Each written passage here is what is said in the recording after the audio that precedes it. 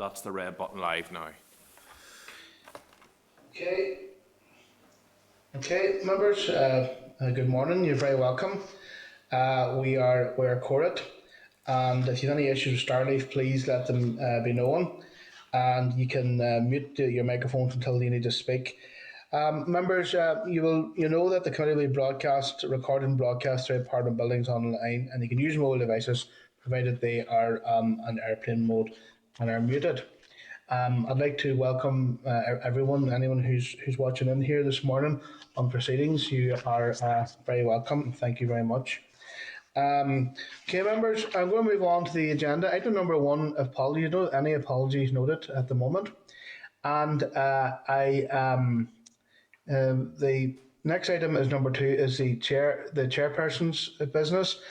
We had a presentation from St Patrick's College for their chair presentation, and I'd like to thank the committee team and colleagues in the Education Service for facilitating Monday's informal briefing session with some of the Year 10 pupils at St Patrick's Academy in Dungannon.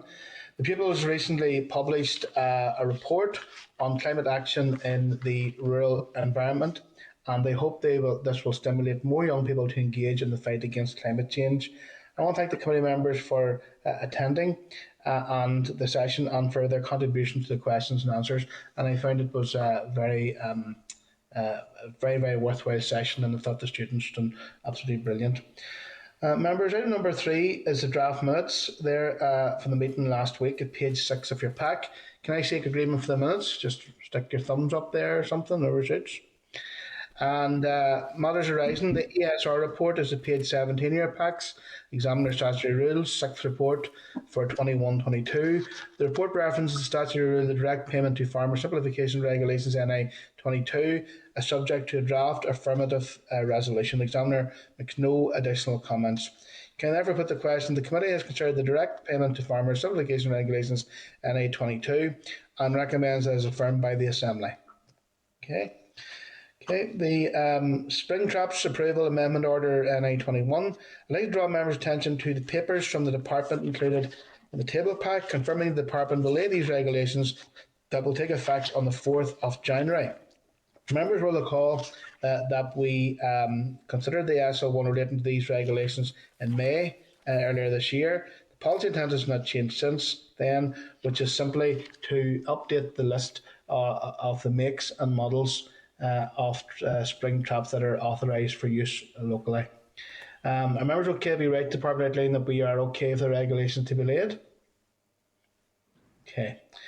Okay, member, we're going to move on now to item number 5, and that's the clause by clause consideration of the Climate Change number 1 bill. Okay, it's at page 26 of your packs is a copy of the bill with finalised amendments tracked for ease of reference. This has been provided by the bill sponsor team. Members, I will now proceed through the bill, highlighting the areas of proposed amendment and seeking your views. If there is dissent of opinion in any of the committees, any of the clauses, we will go to a vote. Okay, members, the first item is the long title. The long title will read, Enable the Mitigation and Adaptation to the Impact of Climate Change in NI. Committee okay with the long title, subject to proposed amendment? Okay. What's it? And you just indicate on the WhatsApp group, members, the suits. Okay, clause 1, the climate emergency. As per page 26 and 27 of the pack, the committee has sought minor amendments to this clause that now reads that the Deputy or Deputy First Minister can bring about a motion to annul the climate emergency, and that any member can bring a motion to redeclare the emergency as required. Okay.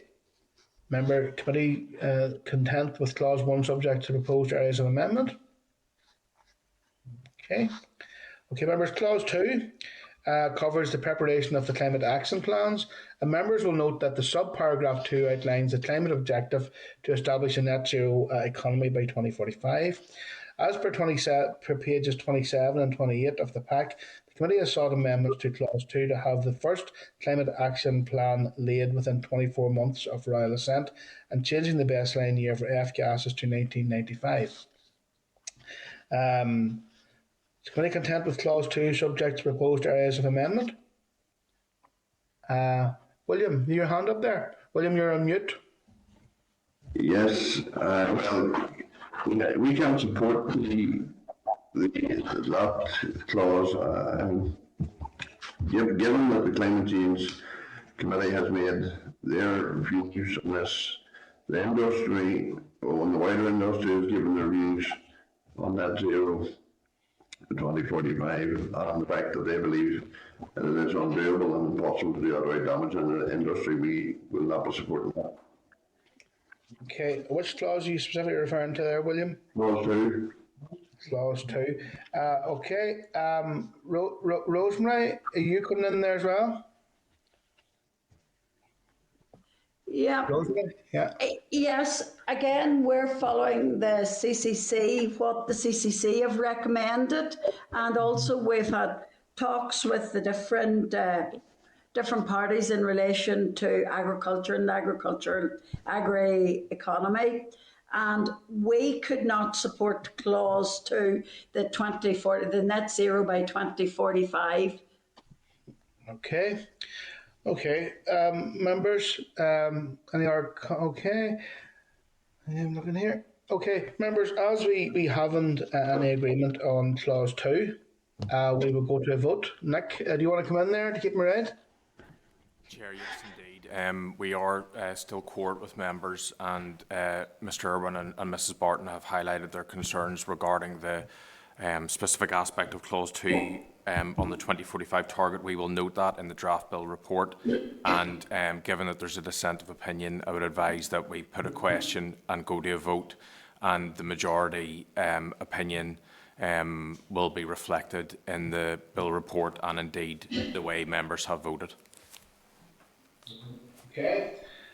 Okay, so I'll just put the question then about is the committee content with clause 2? Those who are content with clause 2, please indicate by raising your hand. We noted that, Philip. Nick? Yes, indeed, Chair. And can we also, for the record, have a note of those who are opposed to clause 2?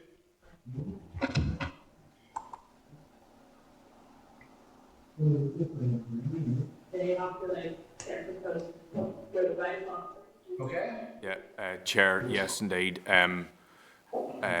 We are at present, although I know John Blair has just joined the meeting, at present there are 3 votes in favour of clause 2 and 3 votes against. Now, we didn't include John's vote as he logged on during the just as we were taking that decision, so it may be prudent, given that John participated during that decision making, maybe to consider John's vote on that on clause 2.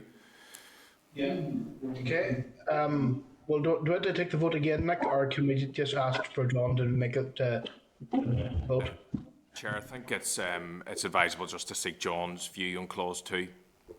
Yeah, John, your view on clause 2, for or against? I would probably need to have a summary, Chair, of what you've just discussed, and it might be helpful then if you just took the vote again. If I could be given that summary, please. Well, I'll read it here now, John, again. Okay, clause 2, climate action plan. Clause 2 covers the preparation of climate action plans, and members will note that subparagraph 2 outlines the climate objectives to establish a net zero economy by 2045. As per pages 27 and 28 of the pack, the committee has sought amendments to clause 2 to have the first climate action plan laid within 24 months of royal assent and changing the baseline year for F gases to 1995. Is the committee content with clause 2 subject to proposed areas of amendment? That was it, John. Okay.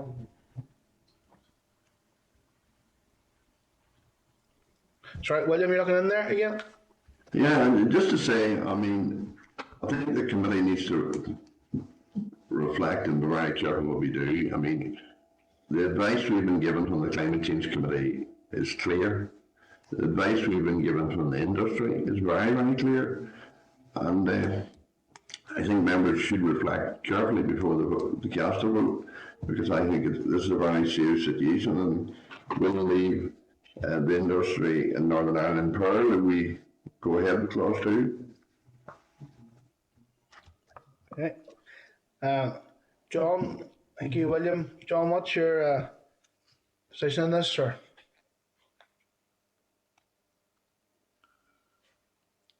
John? Unmute him, please, Emma. John, you're on. You need to unmute.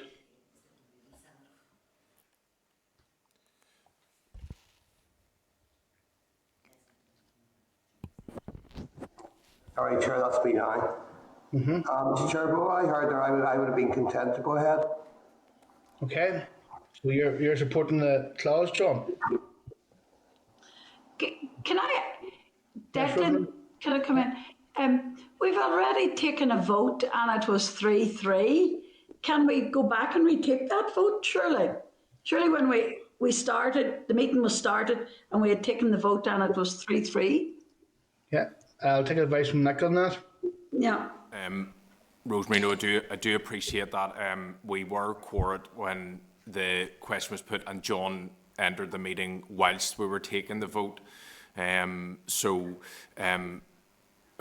suppose that I think there's probably there's not a prescriptive guidance around that, and it would be up to the committee. I think it's reasonable, given that John entered the meeting during the process of undertaking that specific question, that his right to exercise his vote on that matter should be considered.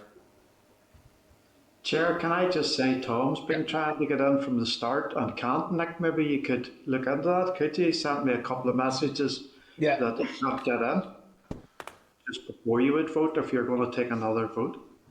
Yeah. Please. He sent me a message, why am I not being let into meetings? So I don't know what the problem is, just if you could look into it, thank you. Emma, can you confirm that the meeting is unlocked, please? Okay, thank you, Harry, for that. We will ensure to try to get Tom in as quickly as we can.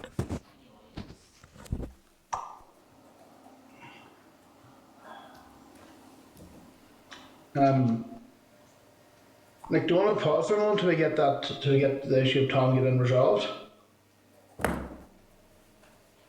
Chair, yeah. The fair thing to do, I think. Yes, indeed, Chair. We'll take a short pause until such times as we can get Tom into the meeting. I'm not quite sure what is the technical issue, so we'll just pause proceedings for the moment until we can get Tom in.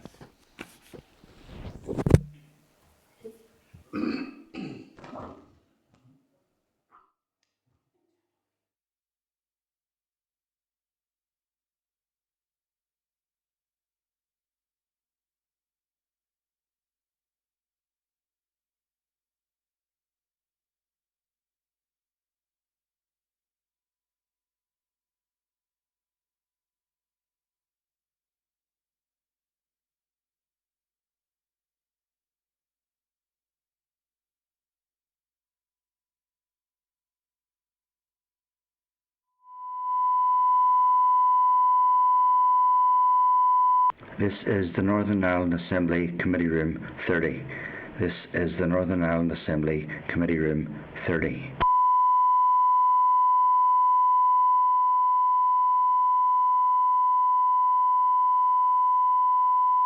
This is the Northern Ireland Assembly Committee Room 30. This is the Northern Ireland Assembly Committee Room 30.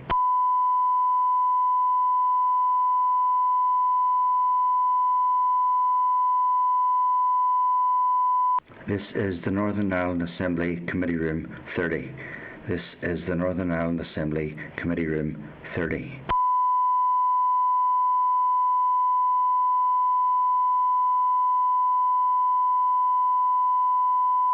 This is the Northern Ireland Assembly Committee Room 30. This is the Northern Ireland Assembly Committee Room 30.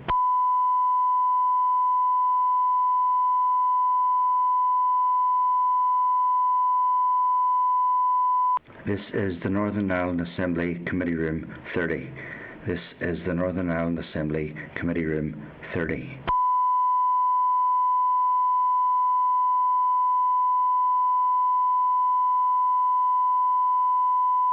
This is the Northern Ireland Assembly Committee Room 30. This is the Northern Ireland Assembly Committee Room 30.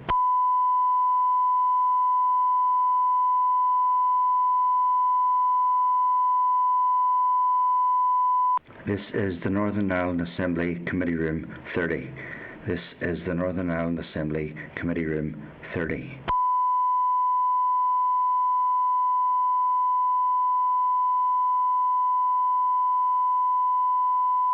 This is the Northern Ireland Assembly Committee Room 30. This is the Northern Ireland Assembly Committee Room 30.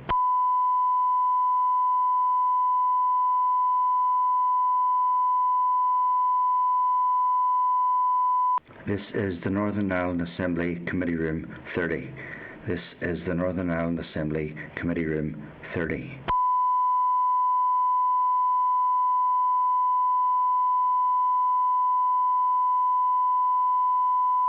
This is the Northern Ireland Assembly Committee Room 30. This is the Northern Ireland Assembly Committee Room 30.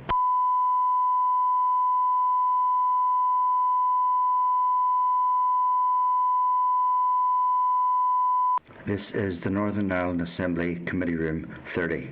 This is the Northern Ireland Assembly Committee Room 30.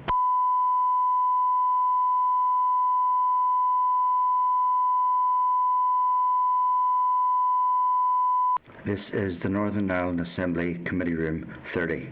This is the Northern Ireland Assembly Committee Room 30.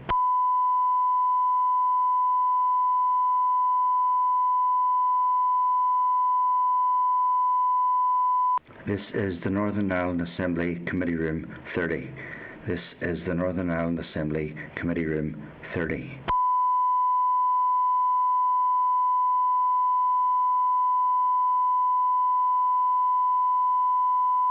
This is the Northern Ireland Assembly Committee Room 30.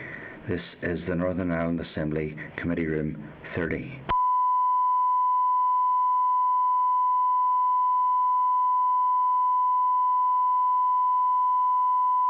This is the Northern Ireland Assembly Committee Room 30. This is the Northern Ireland Assembly Committee Room 30.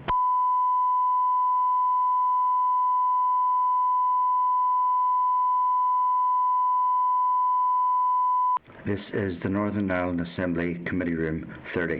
This is the Northern Ireland Assembly Committee Room 30.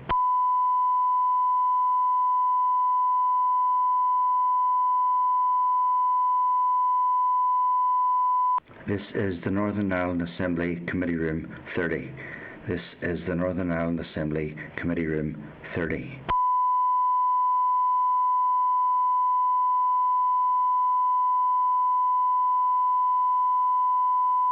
This is the Northern Ireland Assembly Committee Room 30. This is the Northern Ireland Assembly Committee Room 30.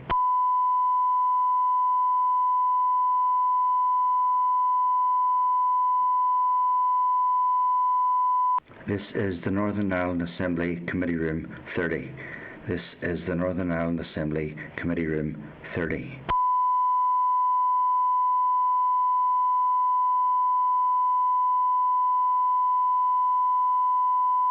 This is the Northern Ireland Assembly Committee Room 30. This is the Northern Ireland Assembly Committee Room 30.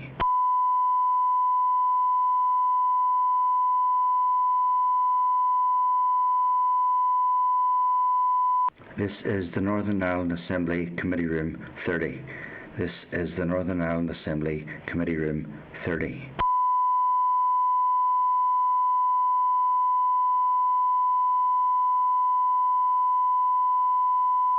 This is the Northern Ireland Assembly Committee Room 30. This is the Northern Ireland Assembly Committee Room 30.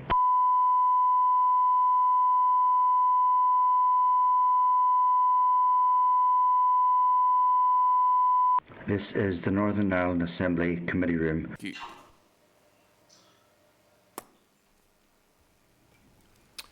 Chair, that's us now live. Thank you. Thank you, members. We got our technical issue resolved here. Before the break, we were looking at Clause 2, Climate Action Plan. Clause 2 covers the preparation of climate action plans, and members will note that subparagraph 2 outlines the climate objective to establish a net zero economy by 2045. as per pages 27 and 28 of the pack, the committee has sought amendments to Clause 2 to have the first climate action plan laid within 24 months of royal assent and changing the baseline year for F gases to 95. I had asked the question, is the committee content with Clause 2 subject to proposed areas of amendment, and was a dissent in the committee, and I put it to a vote. So I'm going to ask the question again. See those who are in favour of Clause 2, could you please raise your hand? In favour of Clause 2, could you please raise your hand? Okay. You noted that? Yeah. Chair, can I put on record as well that I, as the bill sponsor, of course, I'm declaring the interest, but I'm voting today as a member of the committee. Okay. Thank you. Chair, just following on from Claire, I mean, I have publicly stated I'm a co-sponsor of the bill, although not obviously named, so I will declare that interest as well. Chair, likewise for me, and it might be that we could record that once, I would have thought, rather than go through it every time, but certainly I'm in the same position. Okay, and thank you for that. And members, I'm going to ask the question now for those who are in favour of the opposed to Clause 2. Okay. You recorded that, Nick? Chair, yes, indeed, we have that recorded.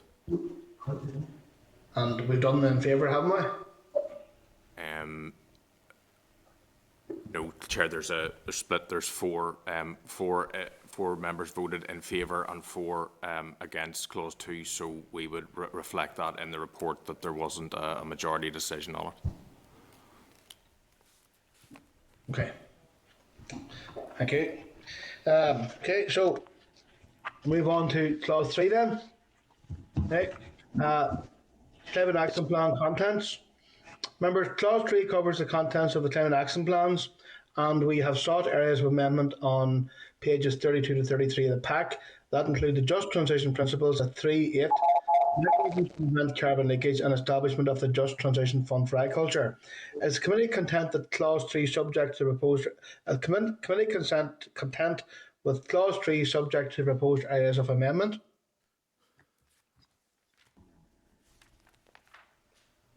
Chair, Yes. so I'm content with Clause 3, but just to note that in relation to the definition of transboundary, that certainly I'm looking at bringing forward an amendment that maybe alters the definition of transboundary. So, I'm absolutely happy with the overall Clause 3, but just to note in terms of the committee report that, I do have an issue maybe with the definition of transboundary, and I'm looking at ways to bring forward an amendment on that particular issue.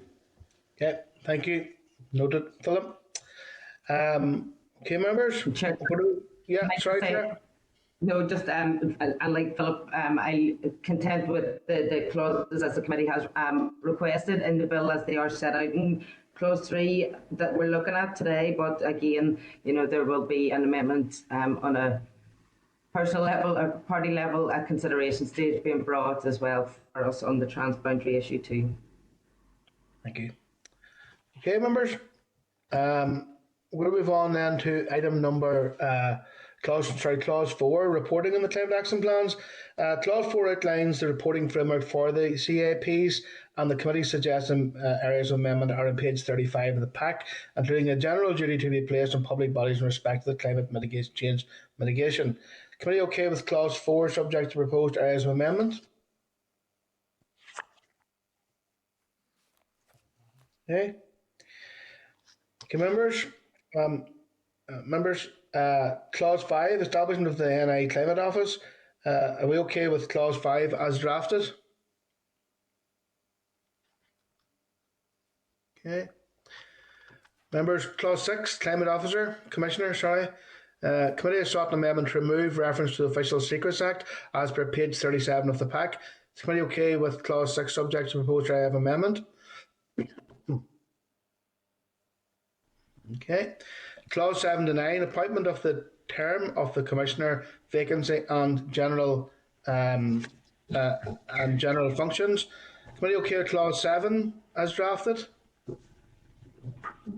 Committee okay with clause 8 as drafted?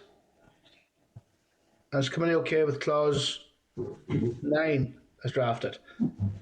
Okay, that's clauses 7 to 9. Appointment of the Commissioner, vacancy and general functions.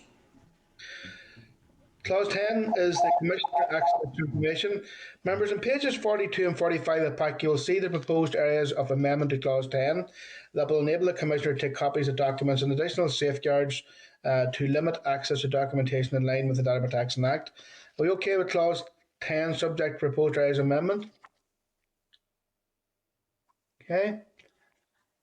Clause 11 is alteration of climate action plans. Committee okay with content with Clause 11 as drafted? Okay. Okay. Clause 12 is non-regression principle. At 47 of the pack, you'll see the agreed area of amendment where Clause 12 has been amended to accurately define subordinate legislation. Is committee okay with Clause 12 as drafted, subject to the area of proposed amendment? Okay. Okay, members. Sorry, Claire, go ahead. I want to make members aware this was drafted, but before there was a court ruling in Scotland. There was the Scottish Government Assembly took a judicial review and report, or the ruling from the Supreme Court has happened. While it wasn't about a climate change bill, it was about devolved competency and reach. So I just want members to be aware that as this bill sponsor, I have legal advice, and following that legal advice, I don't intend to move this clause. So I wanted to make members aware of that. Thank you for that, Claire. Okay, members. Okay, thank you. Okay, members. So that's clause 13 to 17. So clause 13. Are members okay with clause 13 as drafted? 14 as drafted. 15 as drafted. Clause 16 as drafted, and clause 17 as drafted. Members, anything you want to raise in relating to those, or are we okay with them?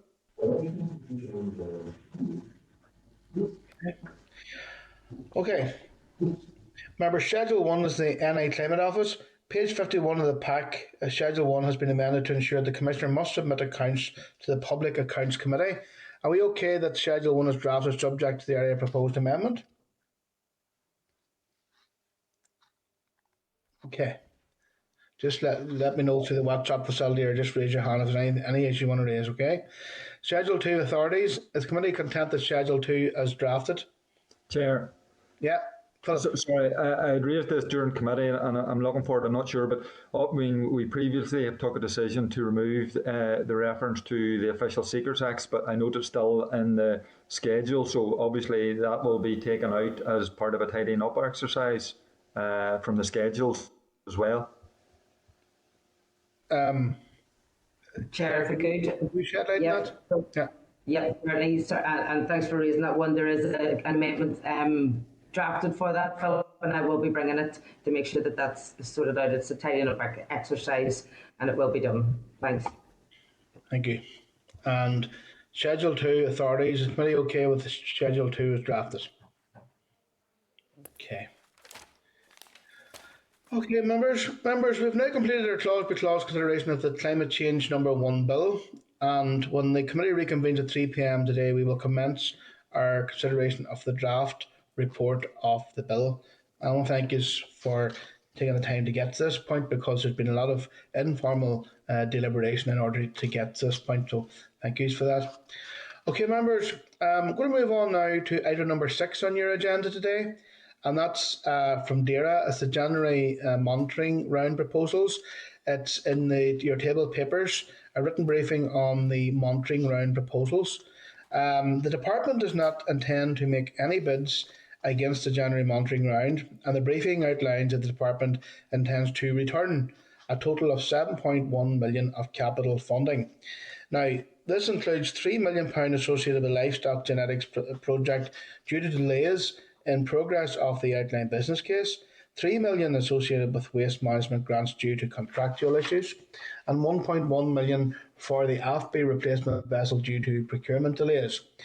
Members, are you content that we seek further information from the department on the associated delays and the contractual issues giving rise to the capital funding underspend? And I think it'd be important that we also ask the department, has any consideration been given to reallocating this funding and seeking clarity on how this underspend has been tracked and managed? Because obviously at a time, when communities are under pressure, the prospect of handing back over £7 million of capital funding will come as a surprise to many people out there. And I think it's important that we ask DAERA how do they track this? How do they not see this coming? And why are we in a situation where we have to hand this back? Philip, you looking in there? Chair, yeah, just to kind of echo your points. Obviously, this money has been handed back in terms of specific questions, but in terms of the monitoring round, we're just went through the climate bill. And 7 million in capital funding would be very useful in terms of supporting our agriculture and rural sectors in a time of change through COVID and indeed through environmental practices. And I think there'll be a lot of people wondering how the department has got to a point where it's handing back £7 million. Yeah, Rosemary. Yeah, I also have concerns about the handing back of this 7 million. We've had COVID, as Philip has said, but we've also looked at a climate bill change here, our climate bill here, and we're looking at ways of cutting down our carbon emissions. Surely some of that could have been respent in research.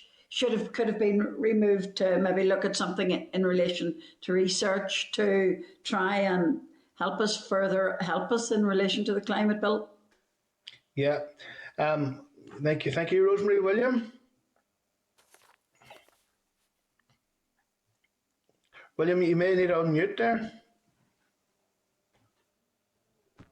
Okay, got them now. Thank you, William. Got you. Okay, no, I think we all would have concerns with moving that back. This is capital money, so capital money is ring-fenced for capital. So I do presume it can't be spent on anything else, only capital, and that could be a part of the problem. But I think we absolutely need to write and ask for the questions on this. Yeah, I think that's important, and I know there's someone involved heavily in the community sector. I'm sure that 7 million was diverted towards village renewal projects or an extension of the rural hall next door or something like that there, but have been very easily absorbed by local communities, I would imagine. So I think it would be important that we do ask the question, because that is quite a substantial bit of money that's been handed back, and there's actually no bids in January monitoring, and that's something that we definitely need to get answers on. So thank you for that, folks. Members, item number 7 on the agenda is a written briefing from the NI Food and Animal Information Service, NAFIS, Gateway Review. It's in your table papers, a written briefing from the department on NAFIS and the associated Gateway Review. And the committee originally received a written briefing on the IT system back in August this year. And at the time, we requested a follow-up briefing on the outcomes of the Gateway Assurance Assessment. I want to welcome by Starleaf, Brian Doherty, a Senior Responsible Owner, Nigel Trimble, the Project Director, Paul McGurnahan, the Digital Services Director, and you're very welcome to the committee. I'd like to invite you to give a short opening statement, and then the members will want to ask some questions. So you're very welcome here this morning. Thanks very much, Chair. First of all, can I apologise having some difficulty with my camera? There would be many people who wouldn't like to see my face. You are among them. So apologies that the technology is just letting me down this morning. We're looking at your photocopier here. Well, yes, indeed, and of course we're not allowed use them at home and printing because of security issues. But That's okay. But thanks very much indeed, Chair, and of course to the committee for the opportunity to provide an overview of the Northern Ireland Food Animal Information System following a recent gateway assessment. As you will have noted, I am joined today by Nigel Trimble, who is the NIFIS Project Director, and Paul McGurnahan, who is the Department's Director of Digital Services. Committee members have received a briefing, but I believe it would be useful to start with an update on project progress since I last appeared before the committee in February 2020. At that time, DAERA had paused any further development on NIFIS system due to concerns around milestones not being met and difficulties arising from the quality of the product in the test environment. Members should note that the live elements of NIFIS, which have been in operation since July 2017, were affected by this pause and continue to perform well. The pause was very important to allow me, as the new SRO, to take stock of where the project was at and to ensure value for money for the public purse. It was initially planned to be short-term, but with the COVID-19 pandemic arriving shortly after, the pause lasted longer than initially intended, as staff were required for other high-priority work. A small team stayed on the project during this time to obtain procurement and legal advice, as well as carrying out a review of the business case and value for money assessment. This value for money assessment was completed independently by the Strategic Investment Board, and although it recommended that the value for money was best achieved by remaining with the current supplier, there was an acceptance from DAERA and the supplier that things had to change in how the product was being developed. High-level discussions took place between the supplier and my senior team, and a new project charter was agreed, setting out a collaborative approach between both parties to ensure a successful NIFIS product was the vision of the joint team. In December 2020, officials started exploring options with the supplier to revise the delivery model while remaining within the original scope and cost of the contract. This led to a rectification plan being agreed in the spring of 2021, and the success criteria laid out in this plan were met in July of this year. This set out a new agreed path to delivery based on Stage 1 cattle system and Stage 2 multi-species. As part of the new plan, teams are working much more collaboratively, and small releases of functionality are developed and tested on a continual basis. This means problems can be identified much earlier and rectification is more straightforward. We are currently testing the 5th release of the software since we restarted, and progress has been very good. This remains a complex IT project, but given the commitment of both teams under the Charter, this remains our best chance of successfully replacing the APHIS system, which is critical to the local agri-food sector. I also appointed Nigel as the new project director in August 2020, and a governance structure has been built within my group to ensure control across the operational, technical and financial aspects of this key project. Nigel, supported by Paul and his team, have engaged with CPD and Departmental Solicitor's Office, as well as with the supplier, to ensure contractual changes are being agreed to match the new delivery approach. Members will wish to be aware that the original NIFIS contract was signed with AMT Cybex, who were part of the Capita Group. However, following a restructure of the Capita Group, the NIFIS and APHIS contracts have recently novated to the new Capita Public Services Division, which looks after UK government contracts. We are content this is an acceptable place for these contracts to sit. In late September 21, the project underwent a Gateway Project Assessment Review to look at the new approach and to give the project board an independent assurance assessment. As you're possibly aware, Gateway assessments receive a rating based on the overall confidence the independent panel has following a review of documentation and completion of several days of interviews with key players on the project. The panel gave NIFIS an amber rating, meaning successful delivery appears feasible, but significant issues already exist requiring management attention. Primarily, these issues relate to resourcing, communications, and planning for rollout of the system. The review team found that the project was now in a very different position to that found at the previous review in February 2019. The pause to the project in 2020 had created a window for DAERA to review and reorganise and effectively re-baseline the project. There has been a wide-ranging change to the project governance and organisation and relationship with the supplier. In particular, the project charter agreed at senior level between the parties was a clear statement of intent to work openly and collaboratively in a partnership manner, and the review team considered this to be a good example of best practice in any project of this type. An action plan has already been agreed by the NIFIS Project Board to take these forward, and we are seeking to formalise release of key veterinary service staff to ensure the project can proceed on the current timeline. You will be aware of resourcing issues across the NICS and significantly for veterinary service given the shortage of vets in general. Working with veterinary service continues so that requirements arising from changes in the new EU animal health law for cattle can be incorporated into the NIFIS Stage 1. Only when this work is complete will I have an agreed go-live date to communicate with stakeholders, but I hope this is towards the latter end of 2022, which means that there's a lot of work to do in terms of preparing veterinary service and the wider stakeholder group for this major change. I will continue to keep members aware of progress with updates as we move through 2022, and along with Nigel and Paul, and I'm happy to take any questions members may have. And that's me. Thank you very much for that, Brian. That was very helpful. There's a couple of members who want to ask questions here, but there's a couple of things I want to maybe dig out with you. Tell me, see the NIFIS contract, Nigel, Brian, what has been the total cost of it so far to date?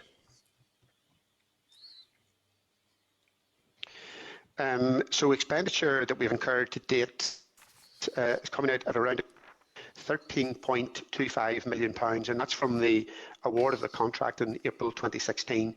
I should point out, Chair, that is not £13.2 million that has been paid to the supplier. Indeed, the vast majority of that expenditure, nearly £6 million, has been incurred in DAERA team costs.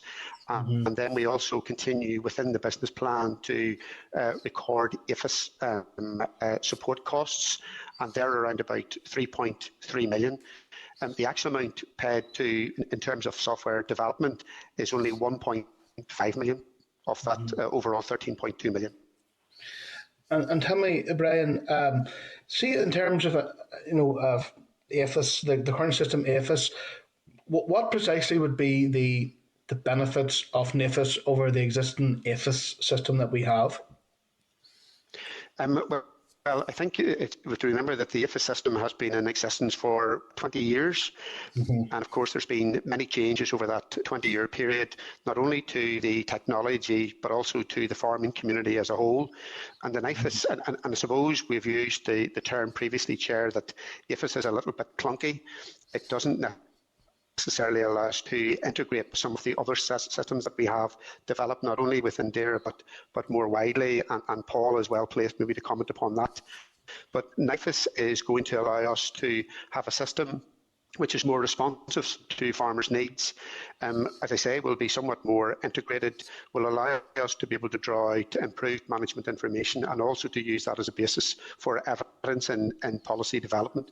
So there actually are a raft of benefits which are set out in our benefits realisation plan, where NIFIS is going to be a much more responsive system and something that really is going to take us for the next 20 years. Thank you for that. Philip?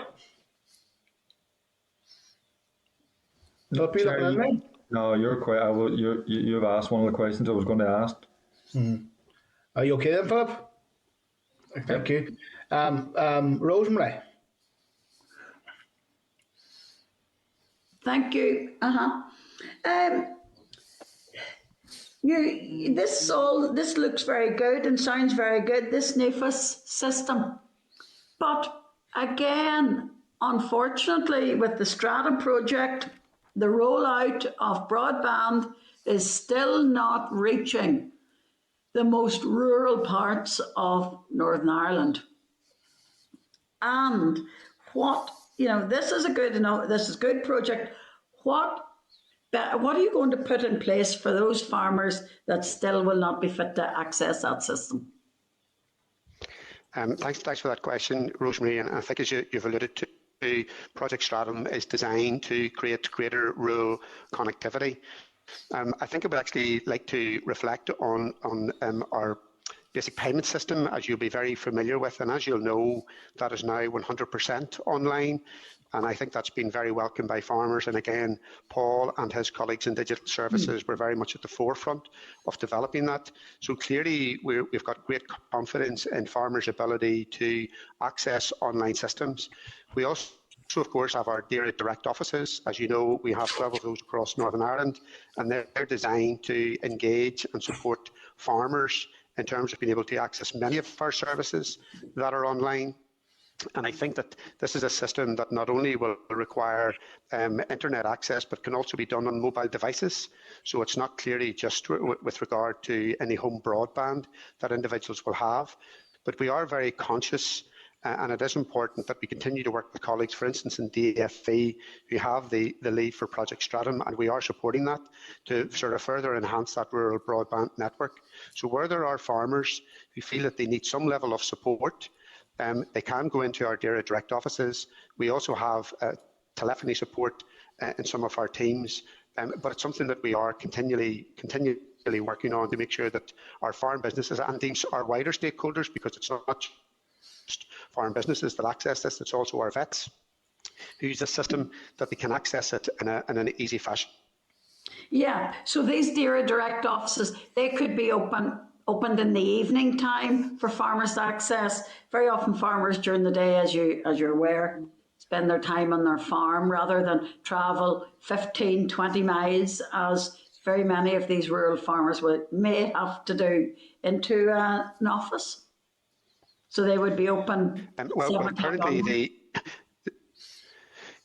the DAERA direct offices are operating on, I think, around about a 9 to 5 or 9 to half 4 opening hours, and I'm not aware of any plans to extend those. And you'll also appreciate, Rosemary, that there have been considerable constraints over the last 20 months in terms of COVID-19, and whilst DAERA direct offices have remained open, it has been necessary in terms of social distancing and making sure that we comply with the Executive's Directorate around working from home, that it hasn't been possible to open these any more than that. However, services continue to be provided to farm businesses. I'm not too sure, and wouldn't have data in front of me in terms of how many people would be accessing the system late into the evening. It's something that Paul may be able to pick up on, but I do hear what you're saying, but there are no immediate plans, Rosemary, to extend opening hours at this stage. Yeah, no, it's just my concern for those people that still have no access to broadband. And while DAERA, I'm not criticising the offices in any shape or form in the help that they're providing. That's not what I'm doing, and I've known they've been. I know local offices have been more than helpful, but it's just the inconvenience again for those more rural. That's all. Thank you. Thank you, Rosemary. Thank you. William? Thank you. Names, this is going to go quite some time. When do you expect it to be fully operational? We're hoping, William, that the system will be fully operational towards the latter stage of 2022. Or it will go live in the latter stage of 2022. As I said earlier, some aspects of NIFIS are already live and are performing well, but we're working on that basis. I thought it was behind schedule. Well, the project was originally let in April 2016, and the intention had been that the project would be live during 2018. But as I briefed back in February 2020, we did experience some difficulties in terms of the timeliness and the quality of the software at that time. Then we had that invoked pause, which was to a degree elongated by COVID-19. And then we've been working with Capita and its I suppose in its previous guise as IMT Cybex during the period of the pause to sort of better realign ourselves, undertake the value for money assessment, which SIB did to ensure that this direction of travel that we had was correct. We also had a rectification plan, which was designed to ensure that we got back on track. We had the charter put in place, So, there's no doubt that the project has overrun time, but I think that we're now well positioned to be able to deliver a project which against what its intended benefits were going to be. Do you believe, yeah, the lake has actually benefited maybe the system, let us get more development and a better system at the end of the day? Is that what you think? Well, I suppose with the passage of time, I suppose we're always learning, William. I wouldn't necessarily say that the delay is not something that we wanted, and clearly we had obligations that would have seen the system delivered in full in 2018. However, I think that the delay has put us on a much better footing, both in terms of a supplier and customer contract. I think that it's also allowed us to better align ourselves. So by way of example, one of the which had come out of the Gateway Review back in 2019 was to split the contractual management against the actual project management. So Paul and his team, who are experts in contract management because they deal with IT contractors, they now manage the contract on our behalf on a day and daily basis. And Nigel has overall responsibility for the project, but allows him to focus very much with colleagues in Capita on our software development, user acceptance testing. He will clearly be involved in stakeholder engagement and communications. He runs all of our governance arrangements for us. So I think that implementing the recommendations that there were back in February 2019 has sort of put us in a stronger position. Clearly, as I said, COVID-19 also impacted, and none of us wanted COVID-19, but I suppose we did use that time to best effect. And as I would be of a strong view that we're now better positioned to deliver a product. Okay, thank you. Okay, Patsy.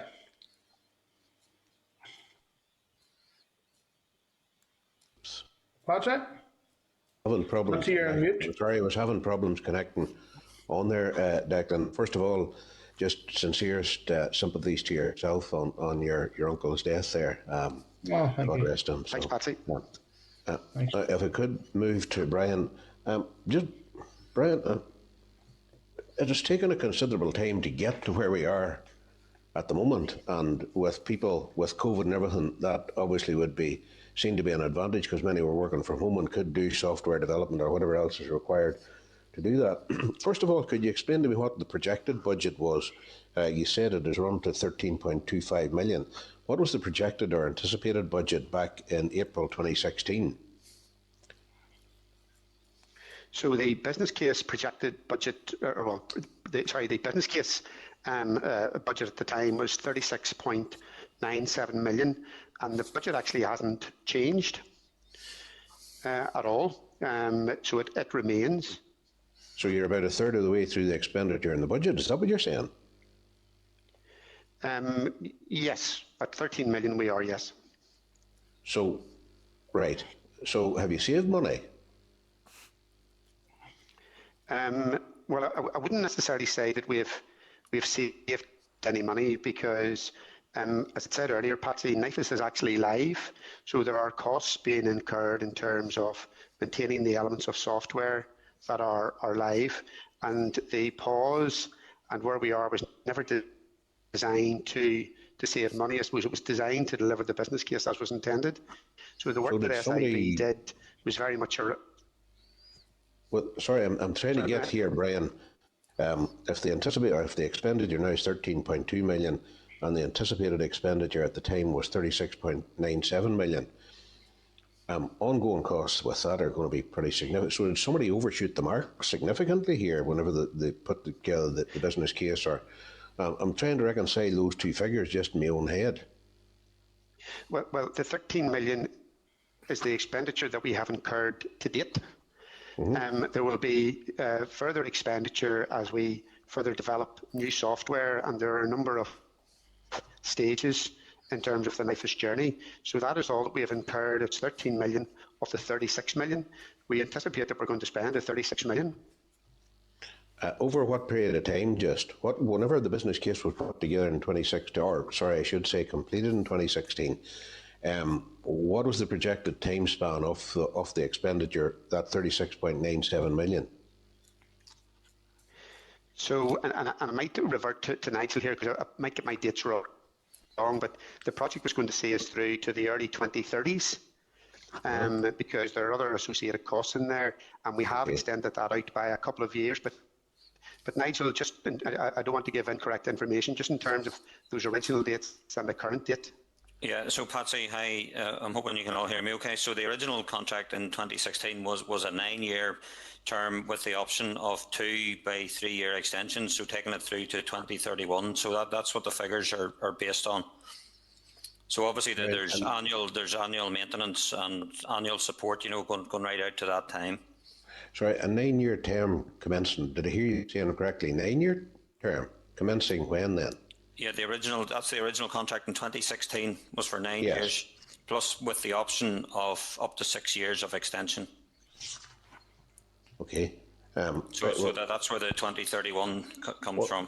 Thanks for, I'm still trying to get that around my head yet, but anyway, what I want to come along to the major aspects of it, are you still with the same contractor and the same people who have basically, I was trying to read the code there, the Civil Service Code, having sat for a while on the Public Accounts Committee. Further deployments were beset with difficulties resulting in significant delays. And due to these difficulties and to enable realignment of the project, what does realignment mean? So the original contract, when it was let, Patsy, was with a company called AMT Cybex, who was a subsidiary of Capita, and you'll be very familiar with Capita, who deliver a lot of projects for government. Recently, Capita have taken the NIFIS project into Capita in its entirety. AMT Cybex is dealing with other business areas on behalf of Capita. So the contract has remained with the same supplier when they were appointed, albeit that there's been this most recent change, and we are quite comfortable with that because we've been dealing with Capita directly throughout the lifetime of the project to date. In terms of staffing, you wouldn't be surprised to know that during, from the period when the contract was let in 2016 to where we are today, there have been changes in personalities. We ourselves have had some changes internally. I was appointed as a new SRO in January of 2020. As I mentioned earlier on, Nigel was appointed as the new project director in August 2020. And there have also been some changes within the Capita family as well. And clearly, software developers right down to that sort of detail will change.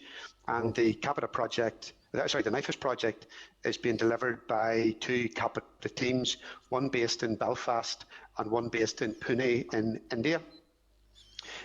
So there have been some changes, but I think that even with those personality changes, the contract and the business case now has remained broadly the same, and that's the direction of travel that we're taking.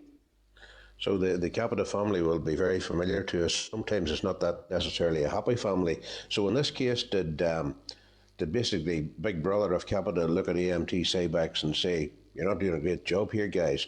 We're bringing it in-house"? Well, I wouldn't be privy, to be honest with you, Patsy, to the commercial decisions that Capita had taken and the rationale for doing that.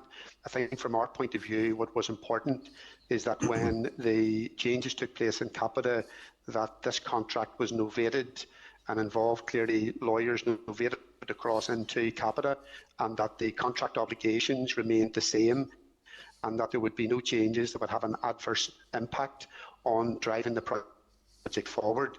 And we have been given those assurances, and we are content with those assurances. And we do have a good working relationship with Capita, I would have to say. I should say, we all have challenges, we just have to work our way through that. And that indeed is one of the reasons why we developed a charter. But I wouldn't be able to speak authoritatively on the rationale. That was clearly a commercial decision for Capita. Well, if it's a commercial decision, then was the AMT Cybex one non-commercial?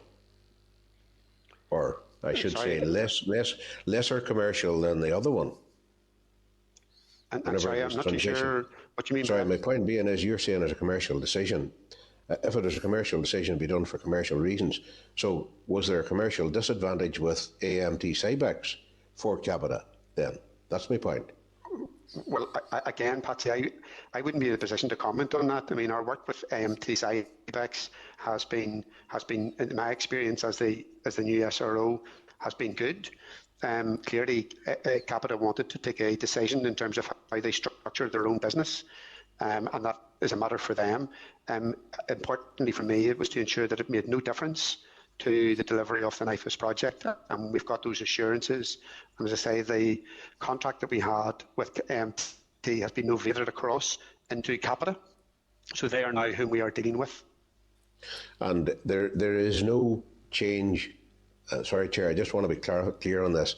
There is no change in the terms and conditions of the contract which was with AMT Cybex in the transition over to Capita. No change either expenditure-wise or terms and conditions or aspects of the contract. The contract is reads word for word.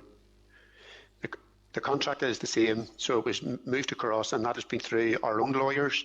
Clearly, Capita have taken their own approach from a legal perspective, but we have satisfied ourselves that the contract that we signed in April 2016 remains. Sorry, remains the same, did you say? Your line broke up a wee bit there, Brian. Yes, remains the same. Yeah, remains the same. Okay, that's all right. Thank you. Thanks very much, Chair. Okay, Patsy, thank you. Tom, you're next. Thank you, Chair, and thank you for the presentation. And Patsy has covered some of the issues, but just to follow on, a couple of issues was the project was to go live in 2018, fully operational and live. Now it's 4 years later, which is 2022. Does that then push the end date up to 2035? Well, aspects of NIFIS are operational and have been since July 20. Oh, I need to make sure I get my dates right. It's been live since, Nigel? Yeah, July 2017, Brian. 2017. And you're right in that the project probably will go beyond the 2031.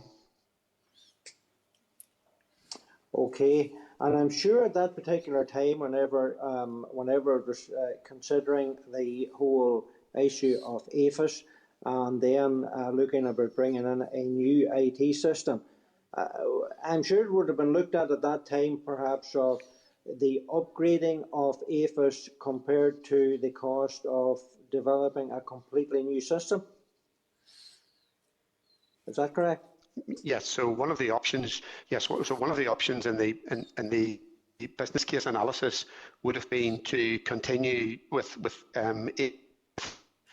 And indeed, actually, APHIS continues to be operational, and we continue to make enhancements to APHIS as there are changes either in policy or for other technical reasons.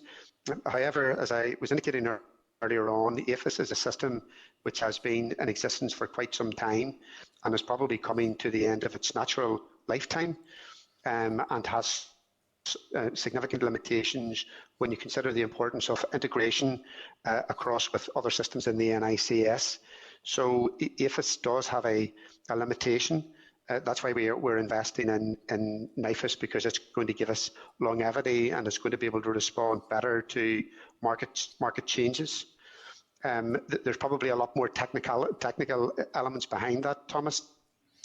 I know Paul could talk considerably more authoritatively than I could, but clearly APHIS does have limitations as an IT system, and we need something which is modern, flexible and responsive to current and future needs. Okay, and just again to reinforce something that Patsy had said was the fact that this is to run up to 2031 and beyond. But just to reinforce the fact that the budget of 36.97 million is not going to change. It's not going to be overrun in a sense, is that right?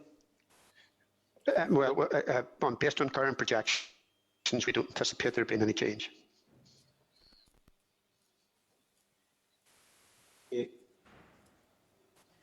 Okay, happy enough, Tom? Yep, okay. So there's no other members indicating they want to ask questions. So can I just thank Brian and Nigel and Paul for their presentation? And I mean, can I just ask members then, are we content to note the briefing, or is there any other comments that you want to make? Okay, everybody's happy. Okay, thank you. So we're just going to move on then now to item number 8 on the agenda. So that's the private members bill, hunting wild animals with dogs. So as the committee will be aware, a private members bill on hunting wild animals with dogs is scheduled to be debated at second stage on the 6th of December. The bill has been introduced obviously by John Blair, and it should it pass second stage, will come to this committee for consideration. So at page 59 of your packs are papers provided by the bill sponsor team, and they include a copy of the bill as introduced, the explanatory and financial memorandum, and a briefing paper by Raise in relation to legislation and associated issues across these islands. So can I ask, maybe invite John to present his bill to the committee?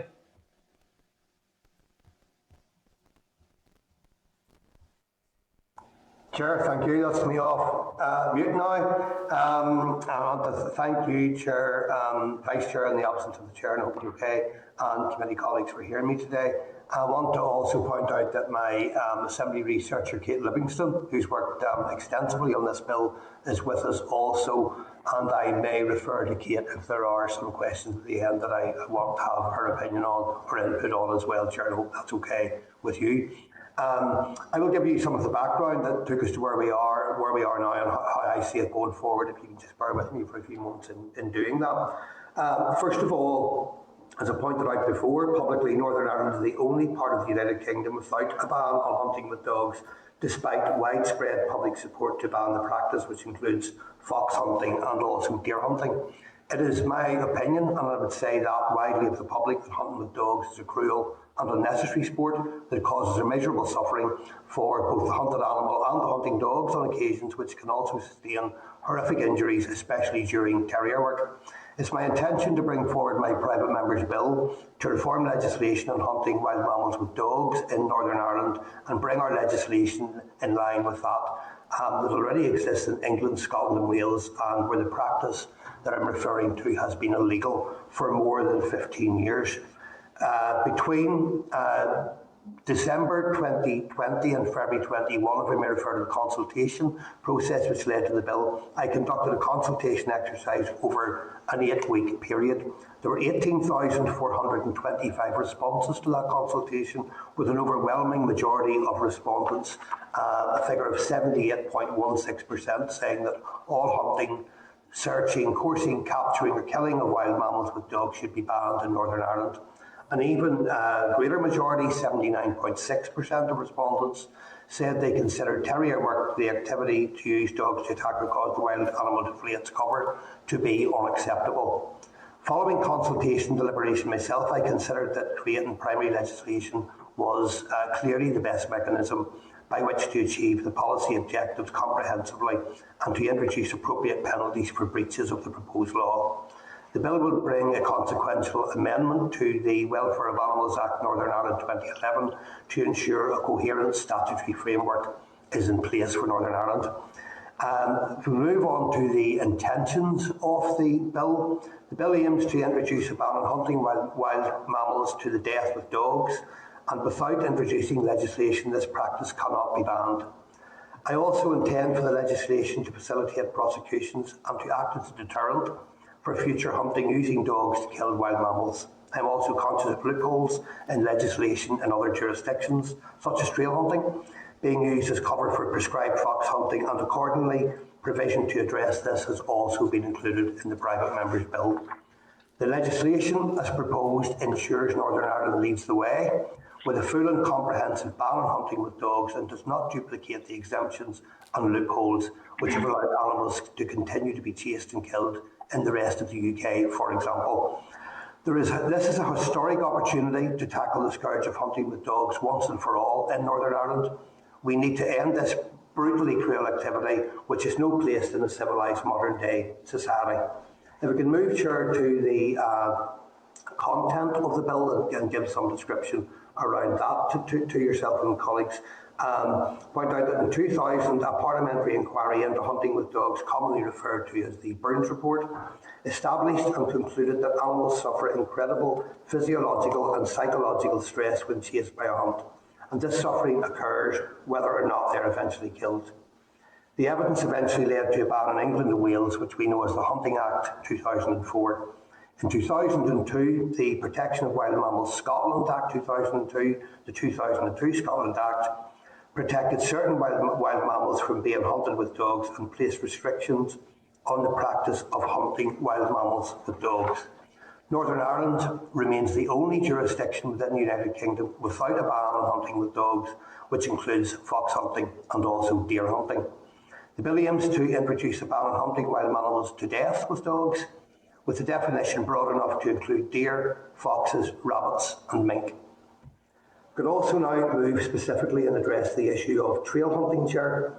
The bill also intends to ban trail hunting, defined as, and I quote, any process in which one or more dogs are induced or permitted to follow the scent of a wild mammal, whether the trail or scent has been led naturally or by human intervention.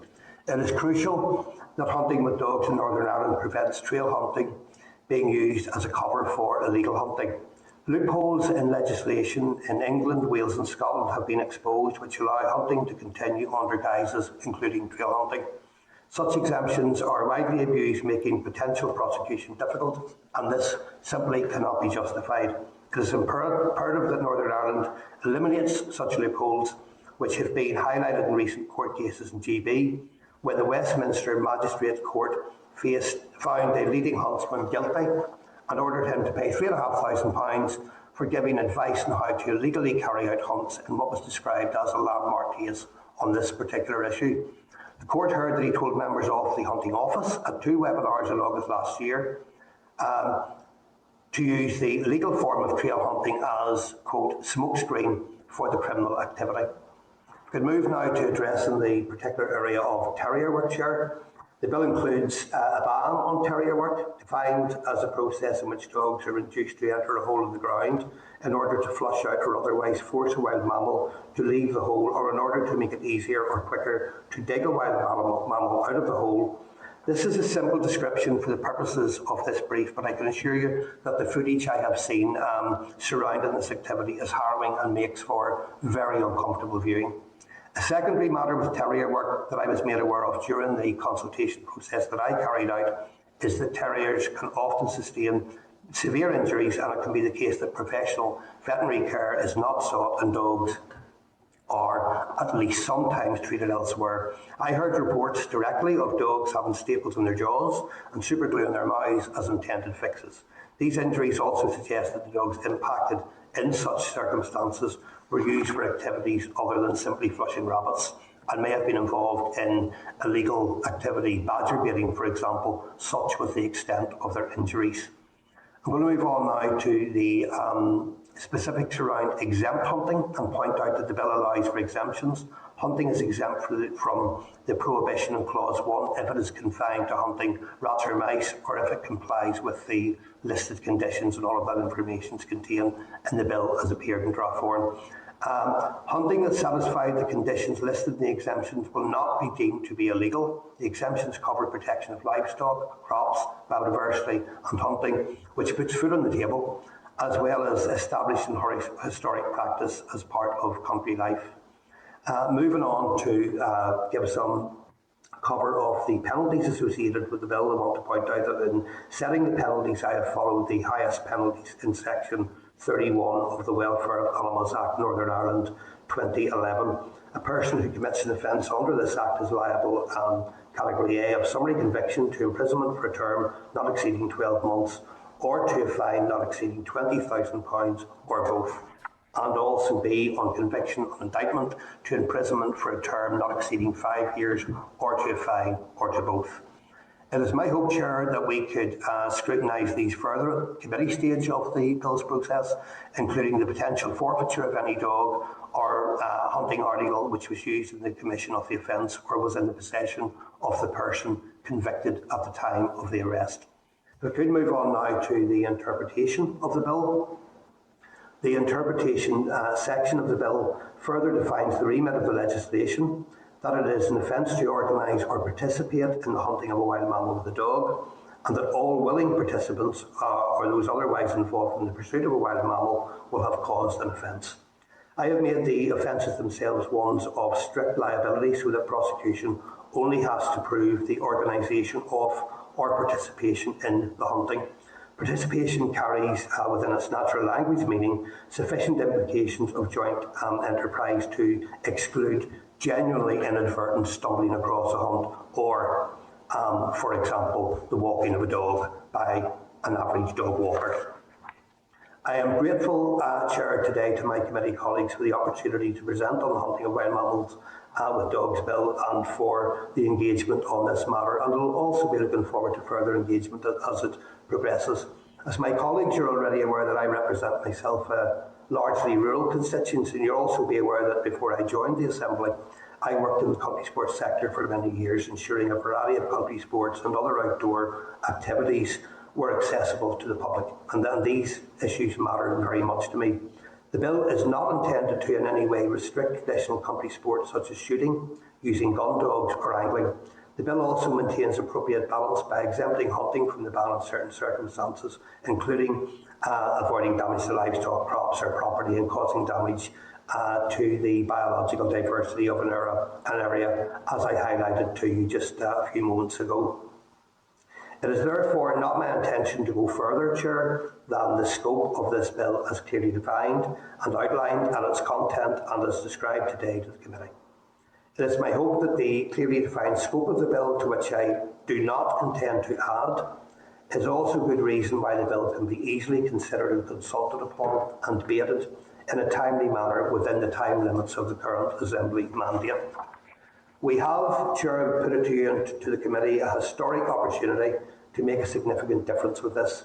A real opportunity here for Northern Ireland, not only to catch up with the rest of the UK, but to lead the way in ensuring full, robust protection for animals persecuted for what some call sport and also for human enjoyment. I look forward, Chair, to debating the principles of the bill with political colleagues going forward, and I hope that they will give this legislation their backing and we can finally consign hunting with dogs in Northern Ireland to history, where in my opinion it belongs. Thank you, Chair. Okay, John, thank you very much for that presentation, and welcome Kate as well to the committee proceedings. So we have a number of members wanting to ask questions, so we're just going to go straight into it. Harry, you're first up.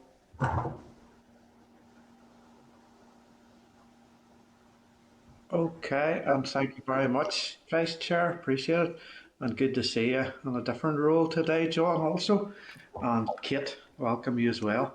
John, maybe just one wee thing to clarify for me. If you could just tell me, if one man with one dog was out in the countryside walking, and that dog, maybe unaware of its owner, spies a rabbit in a field and decides to investigate the movement of such, and a pursuit develops with what would be an unstoppable outcome.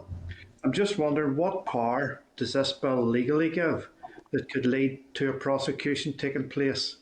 Whether that's unlikely or not, just wondering what power. Yeah, Harry, it's a fair question. I know that's something that's been put out in correspondence to members of the Assembly as a matter of concern to me, because it misrepresents, quite frankly, what the bill is intended to do. So let me clarify for you, and Kate can come in here at the end if she wishes as well. The bill, as set out, puts the onus on the prosecution to prove willing participation in or the organisation of a hunt. That could not be reached where your average dog walker's dog has run away and done something. And I think that's a common sense view of the bill, and the onus that would be there for the prosecution to prove that. And that could not be proven where one person walking their dog found that their dog ran away and did something. Because quite simply, first of all, there's the stipulation that there has to be 2 dogs or more. And then also there would be the necessity to prove that there was willing organisation or participation, and that threshold, I believe, could not be met in those circumstances. Mm-hmm. Okay, thank you very much. Appreciate that clarification, John. That'll do. Thank you. Yeah, Harry, thank you. Okay, Patsy. Thanks very much for bringing this before us. I'm sure none of us want to be in situations where there's any association or endorsement of cruelty towards animals. We have our own pets and animals, and we don't want to see that happening on farm, off farm, wherever it might be. Now, I understand and would be supportive of the motivation of protecting animals against any abuse. Also live in the countryside. I'm involved with different country sports organisations, not hunting, but specifically in regard to that, I've been receiving emails pro and against. Now, in order to answer, it's to pick up, first of all, on the wider agenda. There is a perception, and it may well be because of an association with the League Against Cruel Sports and some of their activities over in GB, there is a perception among country sports organisations that whatever about hunting, that this is the thin end of the wedge, that it's anti-rural, that it's anti-country sports, and that's the first thing. But the second thing specifically, in regard to interpretation at 6 there, hunting of a wild animal with dog, this includes a case where a wild mammal is pursued by one or more persons, one or more dogs are employed in that pursuit. Now, I take the actual case here. So, I'm very close to Lough Neagh. It's not uncommon for us to see people walking across the fields with dogs, shotguns on their way to the loch. Now, a dog being a dog, especially those that are very trained, high quality noses, will pick up a scent.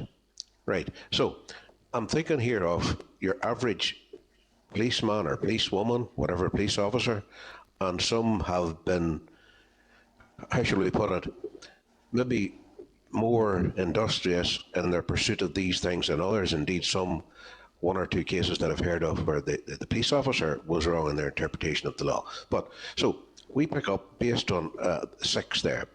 So the police officer said, "Hey, your dogs are after heading off after a couple of wild mammals there, as they saw it, and you guys are clearly tanked up for hunting."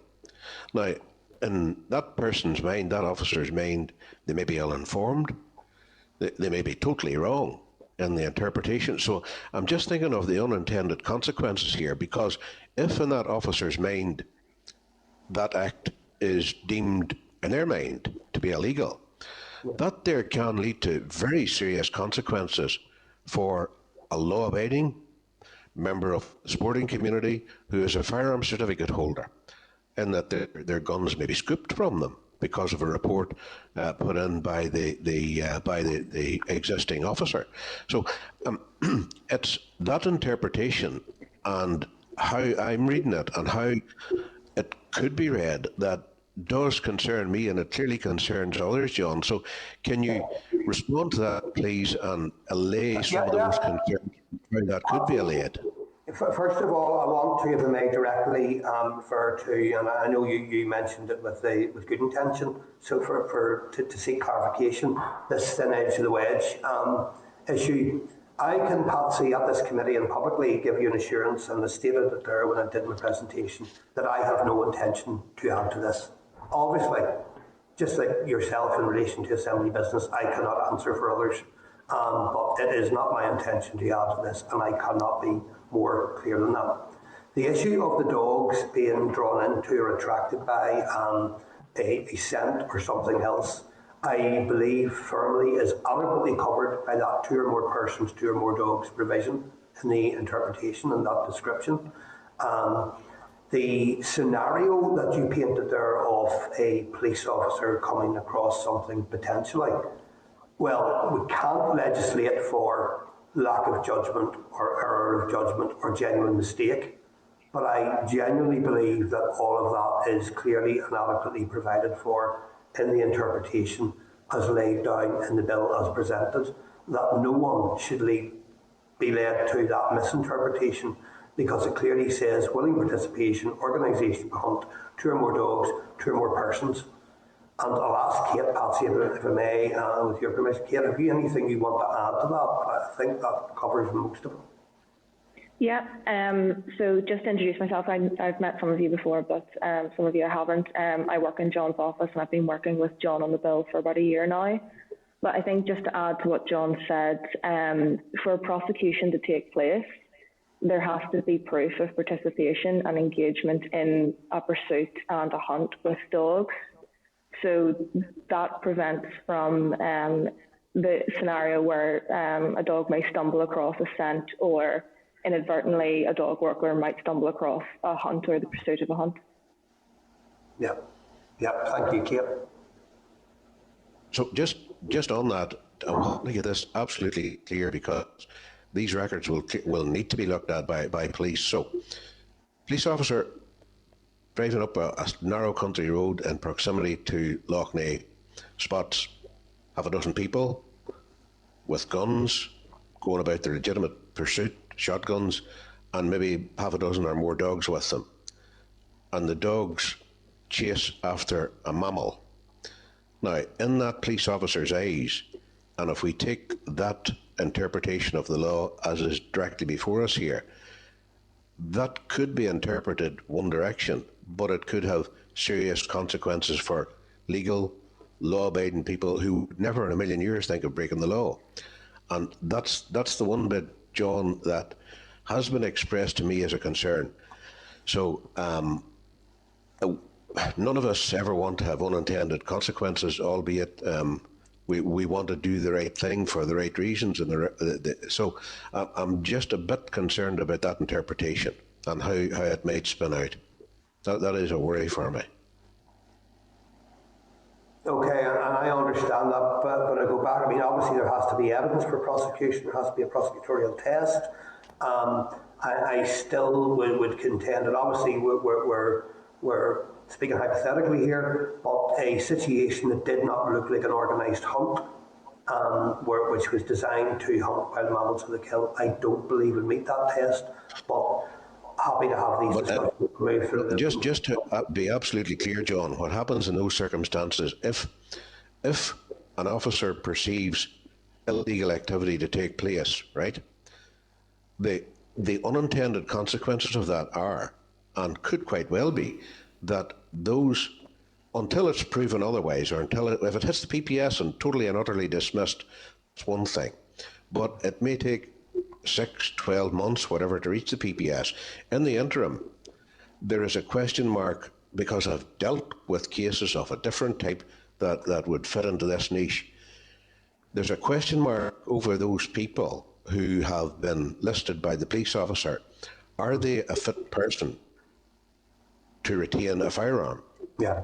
And in some cases, if that question mark is over that person, and in a lot of cases with good reason, the firearms are removed from them, and there is a question mark on their file at FEB, Firearms and Explosives Branch, in the PSNI headquarters, right?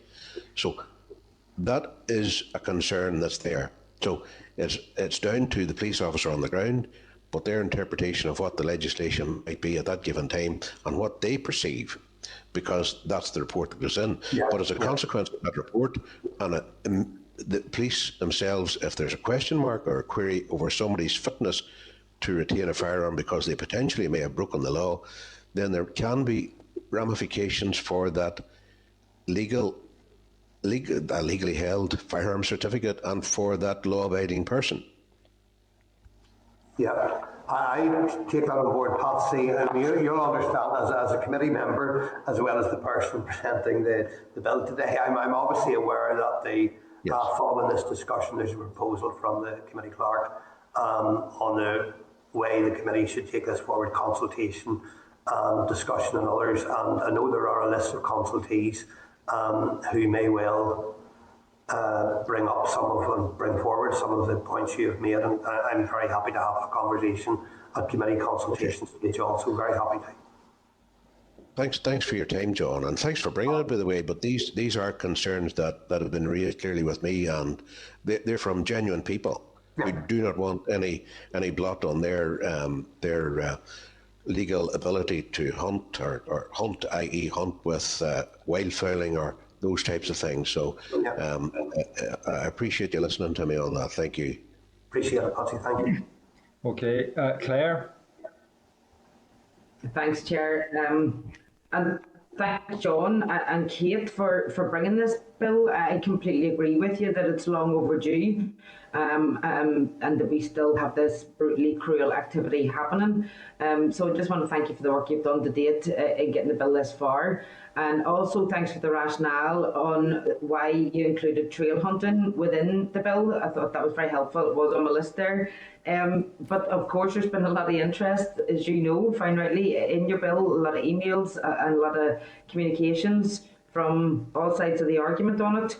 So, and I'm just listening to the questions as well coming up, but I just want to ask you, I mean, you rightly point out that here we are, this is yet another area where Northern Ireland is lagging behind as the only, one of the only regions without having this legislation or ban this brutal animal cruelty and human behaviour happening. In the work so far, have you come across any examples of unintended consequences in other regions where, for example, a dog walker has faced legal action under this legislation when it's applicable, or any other scenario, for example, or are you finding that common sense has prevailed? No, Claire, I haven't.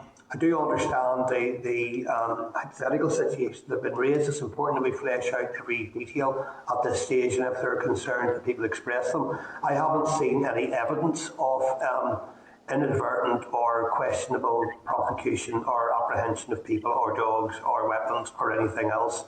However, I'm obviously not hostile to having the conversations that we've just had in a couple of previous questions, because it's important that we thrash out this detail in the interest of making good legislation, and also in the interest of ensuring that Northern Ireland isn't lagging behind, and that Northern Ireland has closed any loopholes that have arisen elsewhere and clarified any grey areas that exist in that. That's my position on it. The position with trail hunting is that it apparently seems to have been invented by hunts after hunting was banned in other jurisdictions.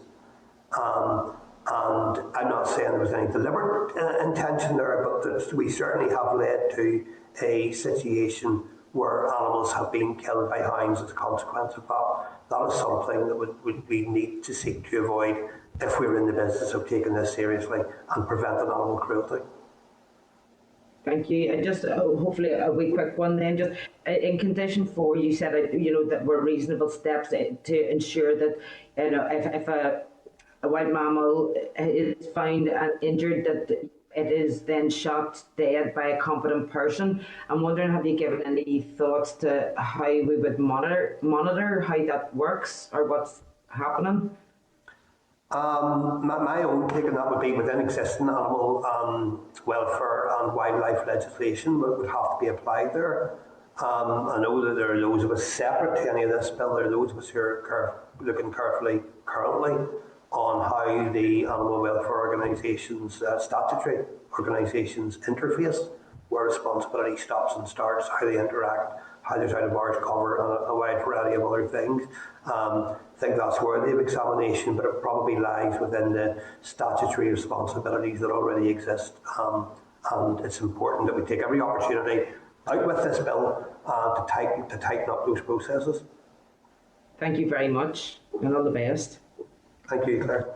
Thanks, Claire. Rosemary? Thank you very much. Can you hear me? Yep. Yep, thank you. Okay, thank you. John, I want to go back to 6.1 again. To 6.1. It's in relation again, you talk about animals in pursuit by one or more persons, one or more dogs are employed in that pursuit. Look, I'm living in the heart of the country. I know a lot of local people that have maybe 2-3 dogs. Sunday afternoon, they're roaming through their land, and you have 2 or 3 dogs with you. Again, a rabbit jumps out in front of them, etc., and there's a pursuit of that. That is not clear whether that person could be accused of hunting or not. You know, they have more than what you describe there as 2 dogs. It's quite likely in a farmhouse, there's often 2, 3 dogs, maybe more. So about generally sometimes 3, up to 3. Can you sort of clarify it totally what you mean?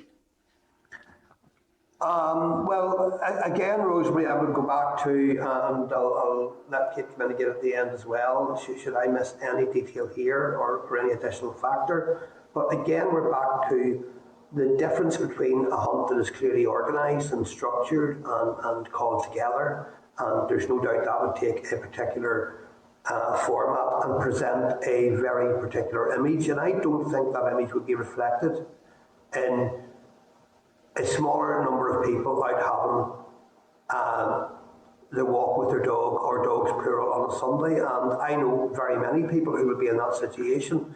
I think it presents very different imagery to any enforcement authority coming across that, and it would be clear to be seen. And for that reason, I think it's defined in the bill clearly and explicitly, so as loopholes are closed, whilst at the same time there is a responsibility on the law enforcement agencies to prove willing participation or organisation. Kate, is there anything that could be added to that, do you think? Yeah, well, we're aware of the e-lobbies that have been circulated by some of the organisations that are in opposition of the bill, who have raised these issues, and we've been in direct conversations with the Bill's office on the development of this bill, particularly around this issue. And it was felt that for an offence to take place, prosecution would have to prove participation in a hunt with dogs.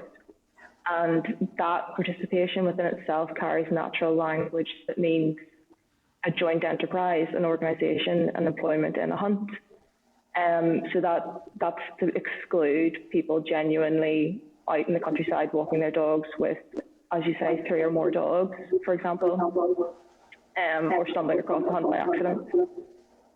Yeah, probably important that I point out, by the way, in the course of the consultation and in the course of my work, I have met people who've been out for their Sunday walk and come across a hunt, people with their children, people with their dogs, and have found it to be a most unpleasant experience.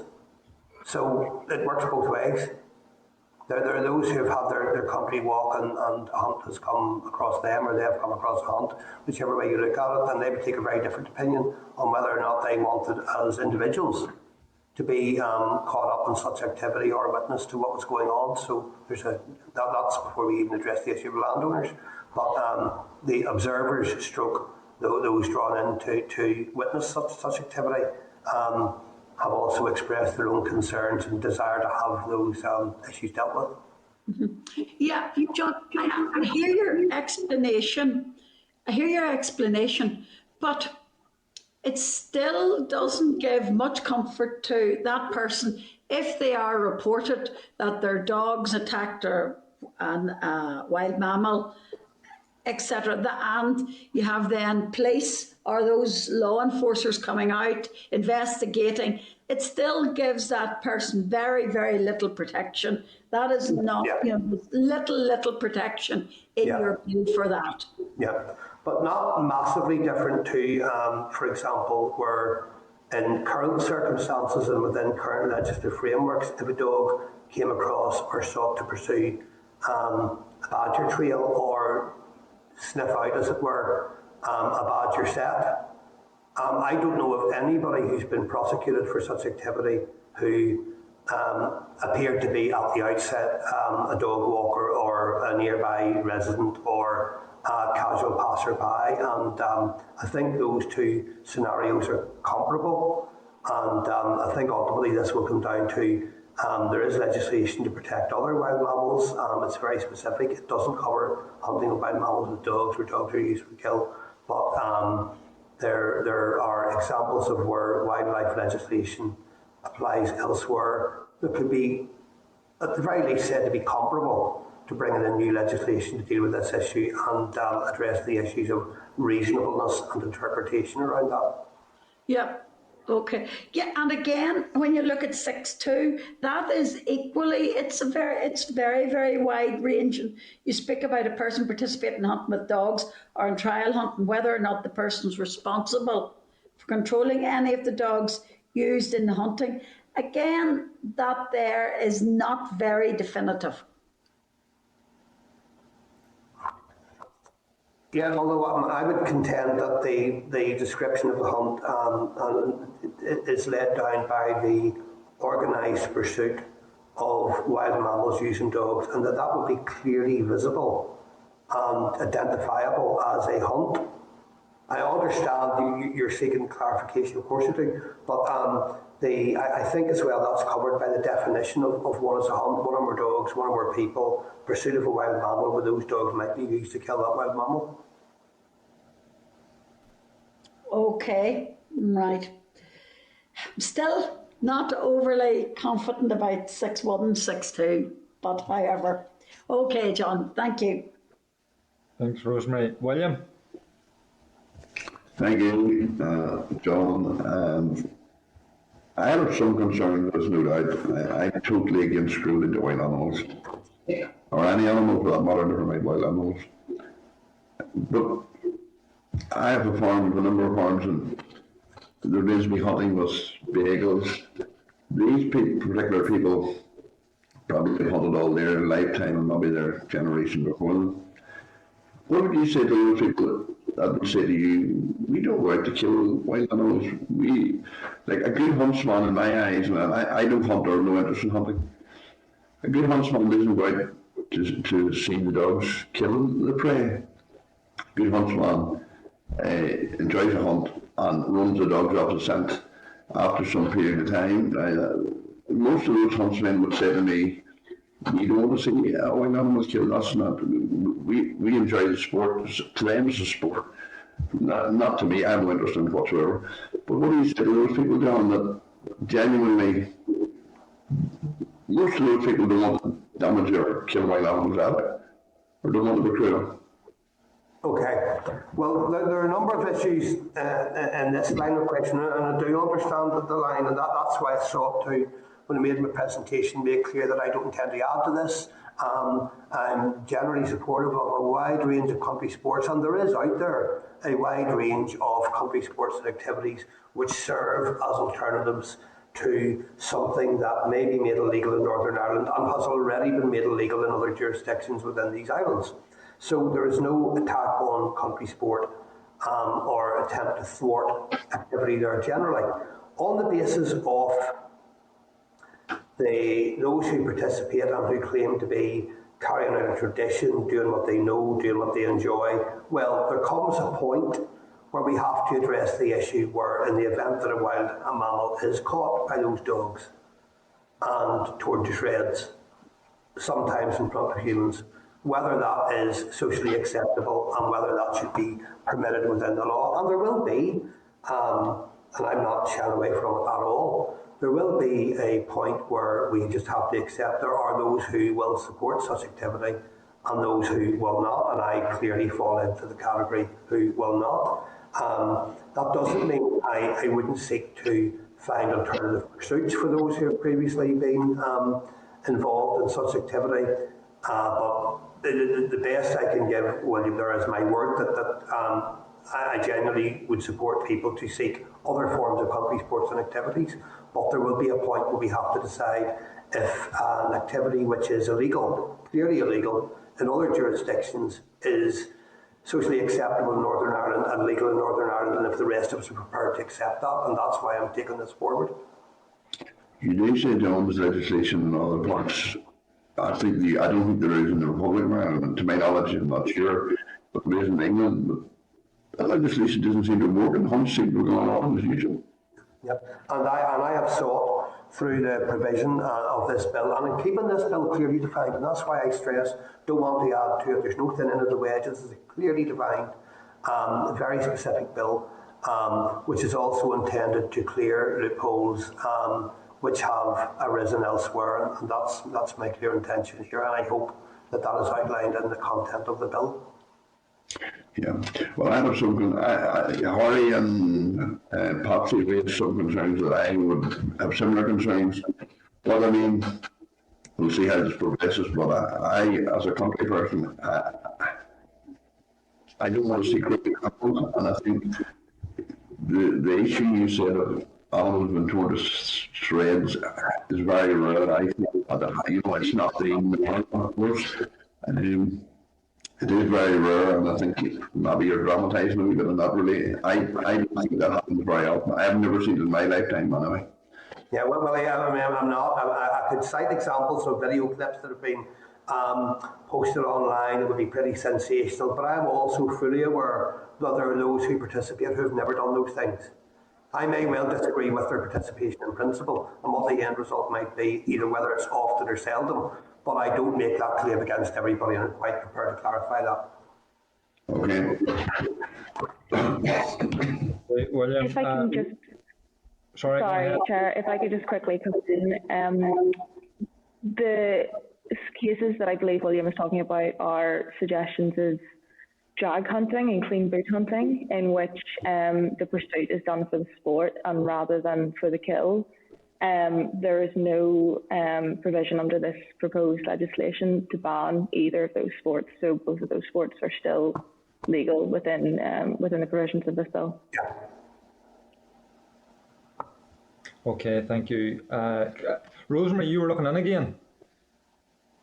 Just one moment. It's just, again, living obviously in Fermanagh, what's the concept in relation to cross-border dogs coming across?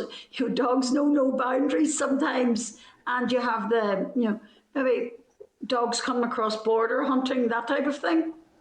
Yeah, well, there's obviously transboundary issues that the committee I know has discussed on a number of areas. Rosemary, it's a very valid point though, and such legislation doesn't exist in the south currently. I know that there's some pressure from various quarters to try and make that happen, and it may well happen someday, but not for us here to decide, of course. Whilst there's no piece of legislation existing explicit in this regard currently, it may happen some point. And I know that in the committee pack today presented to members, there's some explanation of the detail of the licensing regulations that exist in the Republic of Ireland. Other than that, I suppose it's fair to say there are other legislative differences sometimes between the two jurisdictions, and the various enforcement agencies have to try to manage that as best they can. Yeah, so for example, dogs straying from the Republic into Northern Ireland, and there is a case for prosecution, can it go ahead, that type of thing? I'm guessing that were a hunt, for example, took place in this jurisdiction, yes, it would be prosecuted in this jurisdiction. Right, okay. Thank you. Okay, thanks again, Rosemary. Tom? Yeah, again, it's been interesting listening to the questions and so forth that has been going forward here. But John, I do have concerns with this particular bill because I see no protection in it at all for the sportsman. And again, Patsy and others has outlined this very, very well. But I see no protection at all. Take, for example, I went out with a couple of friends or whatever, and we had our Springer Spaniels or whatever dogs we had with us, and we're out for a walk, if you like. And the dog takes off after a scent, and away it goes, maybe a couple of dogs through the fields or whatever, and they're after a scent of a hare, a rabbit, whatever it is. And take, for example, that I have a neighbour doesn't like me, perhaps. And what they do is they report it to the police. They give the police a phone call and they say, Buchanan has been out here and he's been out hunting, he's been out on the trail with his dogs and other friends and so forth. The police will automatically land at my door, and if I have any shotguns or whatever, they'll be lifted right away. I'll have no argument against that. Even if I hadn't got them out with me, they'll be lifted right away. And that could then create a period of 6, 9, 12 months before those are got back, if ever. because that'll still leave a black mark on that person's particular firearm certificate or against their name for future years. So what protection in this bill do you have in a scenario like that for these type of people? Because these are the people that's going to be affected by this particular bill that you're bringing forward. You know, again, we're back to the threshold that would have to be met to meet the prosecution for willing participation or organisation, and the duty on the enforcement authorities to prosecute on that they have met that threshold. But again, you know, the scenario that's been painted, and Thomas, but I'm aware it's been illustrated before today, that scenario is no different than in a situation where someone bore a grudge, that under current legislation they couldn't accuse somebody they didn't like of badger baiting or doing something else or fishing out of season. There's a raft of activities out there that are banned by law and are regulated within law to certain limits. Fish caught is a good example. Anybody with a grudge could report another individual for any amount of stuff within those boundaries if they wanted to make what we would call a vexatious complaint. And you can't legislate to predict that. Such provision, such circumstances could arise in any legislation, more or less, that we know, where somebody could be reported for something they did not do or were not doing, and there's no difference between a circumstance in under other wildlife legislation that there would be under this legislation. Yeah, but the problem that I see is that that's going to increase that scenario, and it's going to have a huge knock-on effect for sporting people throughout the rural areas. I accept your point, and I go back to it. This is one aspect of country sport that I am openly and through this bill trying to ban from Northern Ireland, but there's no reference in this bill to other forms of country sport, and I have said as clearly as I can today that it's not my intention to address any of those either. And just can I make it clear that I don't do any hunting. I don't do hunting with dogs or nothing like that, and I'm not in agreement with hunting with dogs for killing wild mammals or whatever. I don't agree with that whatsoever. But I do see a scenario where there's going to be a problem here for people, genuine people, right across our rural communities. Okay, Tom, thank you. There's no other members, so I just have a couple of questions, John and Kate. In terms of Section 4, or Clause 4, is it the case that all the conditions in Clause 4 need to be met for hunting to be exempt? Bear with me, please. The conditions that are outlined in Section 4, they need to satisfy all of the conditions for it to be deemed legal. Okay, so it's not a case of just satisfying one of the conditions, you need to satisfy all of them. Okay, fair enough. And then just in terms of maybe potential knock-on effects or animal welfare issues, what happens to hound kennels if there's a ban introduced? You know, is there any potential animal welfare problems? I'm assuming, Philip, that you're referring to hounds that currently operate. Yeah. Well, I'm assuming that the owners, who I'm sure love their dogs, like any other, we're a nation of animal lovers, without doubt. I assume that there's provision there to care for dogs currently that might be injured or might be ill when they get older, for example, and we might want to get some clarification around some of that. I expect that there would be provision there already, to some degree at least. And I also think that certainly if additional provision is required, that it's probably worthy of having a look to the Department to see if support can be found to A, address the need for care, and B, assist people in participation in other country sports, where sometimes the Department have a role in providing that anyway. Okay, thank you. So, I mean, that has been a thorough interrogation of the bill today, and I want to thank John and Kate for coming forward and presenting that evidence. So there's no other members have indicated they want to ask questions, so I just want to thank both John and Kate again for that. We're just going to move on then now to item 9 on the agenda. It's the briefing from the clerk on the committee stage planning on the bill. So should the bill progress through second stage, the clerk has drafted a potential work plan for committee stage. You'll find a draft plan at page 98 of your meeting pack. So can I maybe just invite Nick to speak to the papers, or the paper? Chair, thank you. Yes, indeed. So just following on from John's briefing on the bill, just to reiterate, it's scheduled to be debated at second stage on the 6th of December, which is next Monday, and if should it pass, it'll then be referred to our committee for scrutiny. So I suppose, given the context of the rapidly diminishing time before the end of the mandate, thought it would put forward an indicative proposal for undertaking committee scrutiny, contingent obviously on should the bill actually pass on Monday. So in terms of the duration that the committee will have to scrutinise the bill, as per Standing Order 88.3, we have a standard working period of 30 working days to consider a bill following second stage, should an extension not be sought.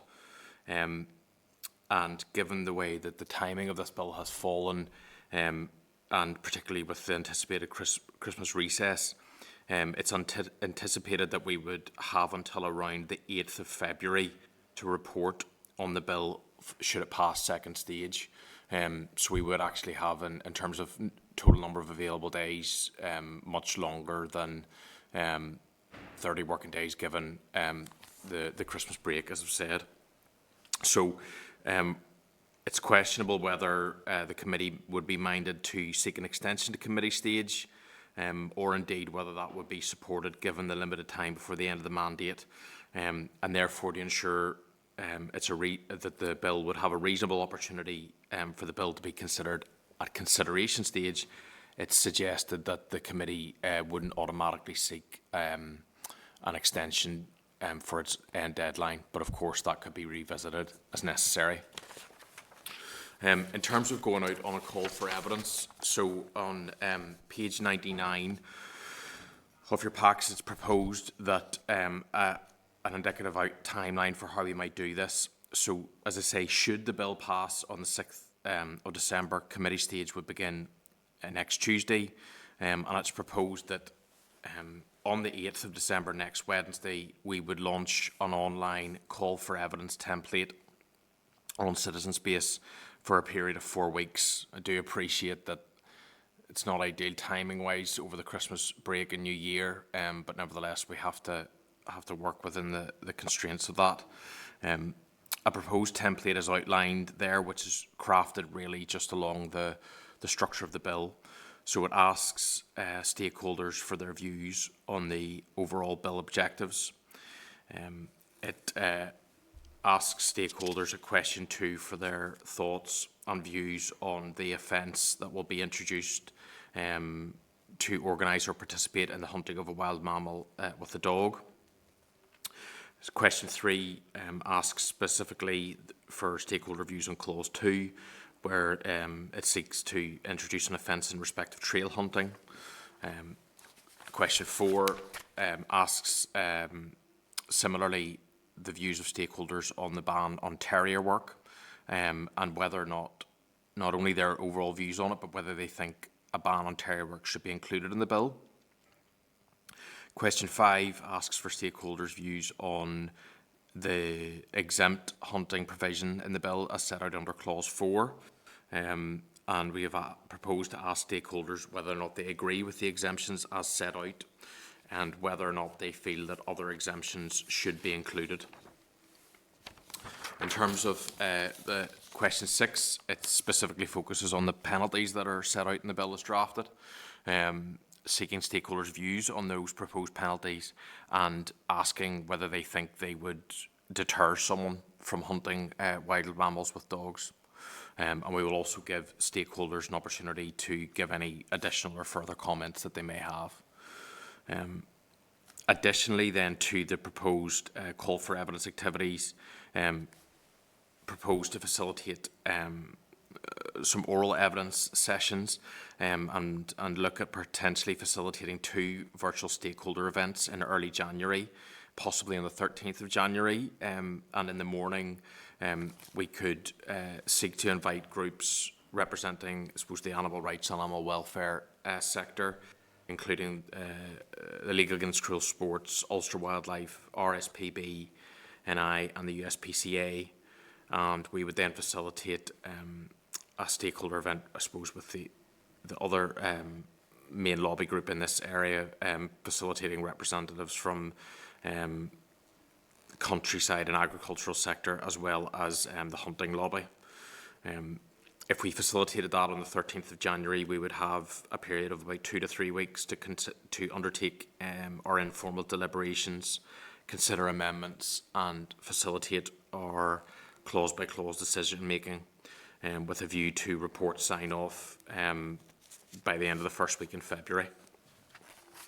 In addition, then, we would obviously the call for evidence would be signposted as normal in the local newspaper outlets and on social media, but we would specifically seek to target certain stakeholder organisations via email and direct them to our call for evidence. And a list of suggested organisations that we would do that with is outlined at Appendix 1. So, Chair, that's really I suppose the indicative outline of a potential call for a plan for committee stage. I suppose seek the committee's views on that, and if the bill passes at second stage on Monday, to launch the call for evidence on Wednesday the 8th, if committee has agreed. Thank you, Chair. Okay, thank you, Nick. So are members content to note that briefing from Nick and for the proposed plans for committee stage? Yep. Okay, thank you. So we're just going to move on then swiftly to item 10 on the CLAR, which is a written briefing from RAI's alternative control herds and bovine TB measures. So members, at page 104 of your meeting packs is a briefing paper by the Assembly Research and Information Services in respect of a bovine tuberculosis eradication programme which is operating in Wales. So I want to welcome Mark Allen to the meeting and invite him to present the paper. Thank you, Chair. Hopefully you can hear me. Okay, thank you, Chair. Thank you, members. And I'll proceed. As you said, Chair, the meeting is found, or the paper is found on pages 104 to 116. The paper, I suppose, I have 10 minutes here. I'm going to try and give you a very brief overview. It really looks, I suppose, the situation pertaining bovine TB in Wales and the Welsh Government's response to that issue, with a particular focus on 3 types of finishing units for cattle that have been deployed in Wales in recent years. I suppose just by way of background, Summaries in Northern Ireland and Wales has an ongoing challenge in relation to the control and ultimate eradication of bovine TB within its cattle herds.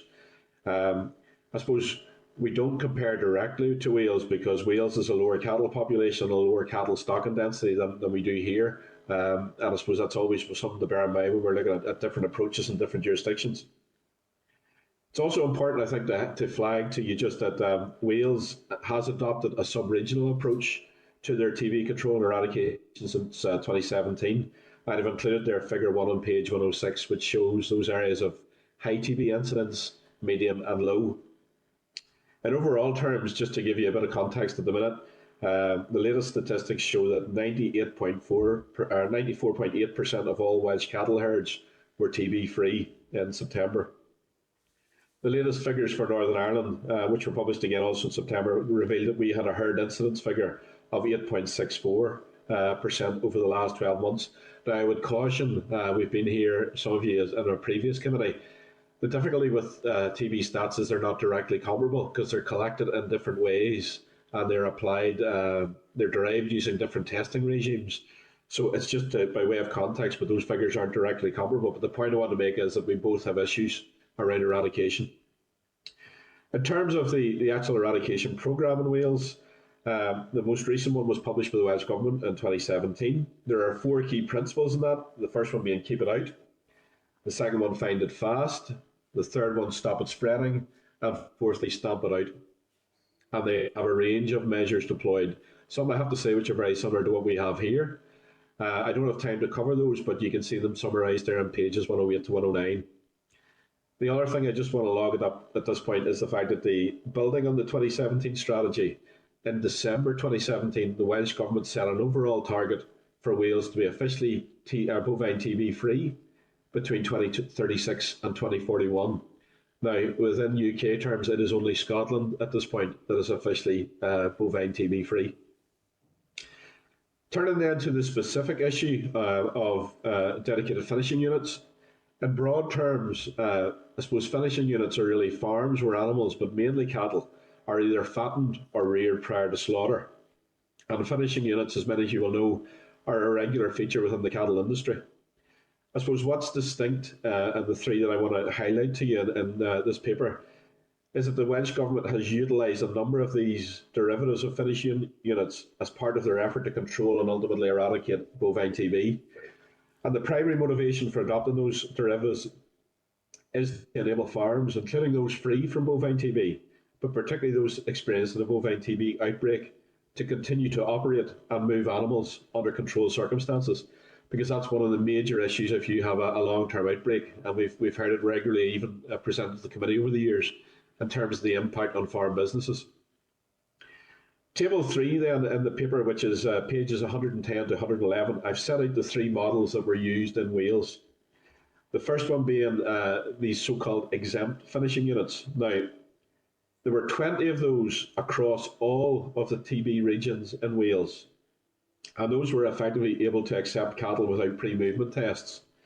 I'm not going to dwell a lot on this designation because, quite frankly, it was abandoned in 2018, in January 2018, due to the number of TB breakdowns. So effectively, I'll come back to it later, the lack of pre-movement testing seemed to be presenting challenges in terms of infection within these exempt finishing units. With the removal of that EFU or exempt finishing unit option, operators had an opportunity then to either convert to become an LFU, a licensed finishing unit, or an approved finishing unit, or they could just simply cease to become and choose to be neither. In relation to the approved finishing units, and that's the one I focused on most here, these can only operate within high TB areas, and there are currently 14 active in Wales. They're indoor units with high levels of biosecurity. They're able to receive, under movement licence, cattle from both TB restricted herds, TB exempt cattle, and other unrestricted cattle from officially TB free herds. The key consideration if you're moving, however, into one of these EFUs is the animals must have been tested in the previous 90 days, except calves under 42 days before entering the unit. And then there's a 6-monthly surveillance testing of cattle 180 days of age and over is carried out in the AFU. Cattle can normally only be moved as well from an AFU under licence directly to slaughter or indirectly via an approved slaughter gallery. However, there have been 2 significant developments over this last year. Firstly, in January 21, individual animals were allowed to have a single licence move from one AFU to another. And secondly, since the 1st of July 2021, cattle within an AFU can be moved to an approved TB dedicated seal, these so-called orange markets that exist in England or Wales, under the authority of a movement licence. And from that TB dedicated seal, the animal can be moved on under licence directly either to slaughter or to another AFU, provided this is their first AFU to AFU movement.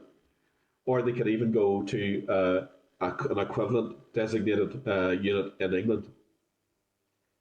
That's, I suppose, the AFU one. The licensed finishing units then, these can only operate in low TB areas. So in effect, the disease incidence is not as big an issue in these. At this point, I have been unable to find any data as to how many of these are operating. I don't know whether that implies there are none or whether the number is still in development. The major difference or enhancement that these LFUs, licensed finishing units, have compared to the exempt finishing unit is the pre-movement test requirement. and animals for the LFU can only be sourced from officially TB-free herds. Similar to the AFU, cattle and LFUs are resident indoors only, and the cattle buildings require a minimal level of biosecurity protection of wildlife. The units are also under continuous TB movement restrictions and can only sell under licensed slaughter, directly or indirectly, through a dedicated slaughter market, except when under TB breakdown testing. Cattle that can be moved in under licence even during the immediate period following a TB breakdown, unless a veterinary risk assessment concludes the risk is too high. Now, the actual application process, I focused here on the approved finishing units because, again, I couldn't actually find any information relating to the licensed finishing unit. So the application process effectively is summarised on pages 112 to 114 within the paper. And as you can see, it does appear to be quite significant in terms of cost potentially and administrative burden. There's quite a range of conditions there around premises and having to meet certain standards and then apply them. In addition to that, AFE operators are also subject to periodic Animal Plant Health Agency inspection of their premises and records relating to the business operations such as animal movements and slurry and manure applications. So it's quite a stringent regime. Just in terms of some very quick observations, the previously utilised exempted finish unit I mentioned, I think there doesn't seem to be any doubt that was dropped largely due to herd breakdowns within the units, largely as a result of there was a lack of pre-movement testing on cattle. The current utilisation of approved finishing units in Wales, it's definitely a key mechanism for enabling the continued operation of cattle farms experiencing TB breakdown, as they do clearly provide an outlet other than slaughter for animals from a herd with an outbreak. There are, however, some suggestions that costs and bureaucracy linked to securing and maintaining the AFU designation in Wales may be discouraging wider adoption of the designation. As I said, there are only 14 units in Wales, and indeed a 2020 Welsh Assembly oral question drew attention to this point. I have that there, that the number of these units in Wales is significantly lower pro rata than in England, and the Welsh Assembly member at that time asked whether there would be any efforts by the Welsh Government to encourage the adoption of more AFUs in Wales and to effectively try and simplify the regulations to encourage them. I have to say I looked and I could find no independent evaluation of the operation of either the LFU or AFUs at this time, and it remains unclear to the extent of assistance that those are given to farmers with cattle herds experiencing TB breakdowns. So, I think if you wanted to look at that in greater detail, it might be something we might have to actually engage more directly with the Welsh Government on. Just then, a couple of points just in terms of Northern Ireland. We don't actually operate either AFUs or LFU provisions here. We have, since 2013, had the provision of so-called alternative control herds. And these can only accept animals from officially TB-free herds, with movements from TB-restricted herds only being considered on a case-by-case basis when the move will resolve a potential animal welfare problem or human hardship at the breakdown herd. It should also be noted that there are no dedicated markets in Northern Ireland for cattle from an ACH. Cattle only have leave to go direct to slaughter. The other thing I just very briefly want to say is that you can access the link I have in the paper. The alternative control herd biosecurity conditions and others would tend to show a similarity to quite a few of the features that are linked to the AFU application process. I have to say, since at least 2019, there have been calls by a number of local stakeholders, including the National Beef Association, for the adaptation of the AFU model in Northern Ireland. And indeed, the recent DERA consultation and proposed implementation and next steps of the bovine TB eradication strategy, which I know you're hearing from next week.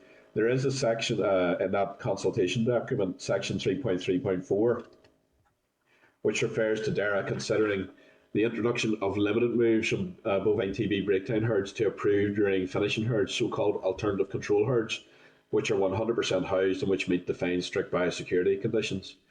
Additionally, the consultation document refers to DERA in conjunction, and I quote, with the TB Eradication Partnership, should review its ACH policy and, working alongside the TB Eradication Partnership, consider what particular barriers there may be to uptake. Chair, that is me finished. I'm more than happy to take any questions. Thank you. Okay, thank you very much, Mark. A number of members have already indicated. So, Patsy. Okay, thanks, Chair.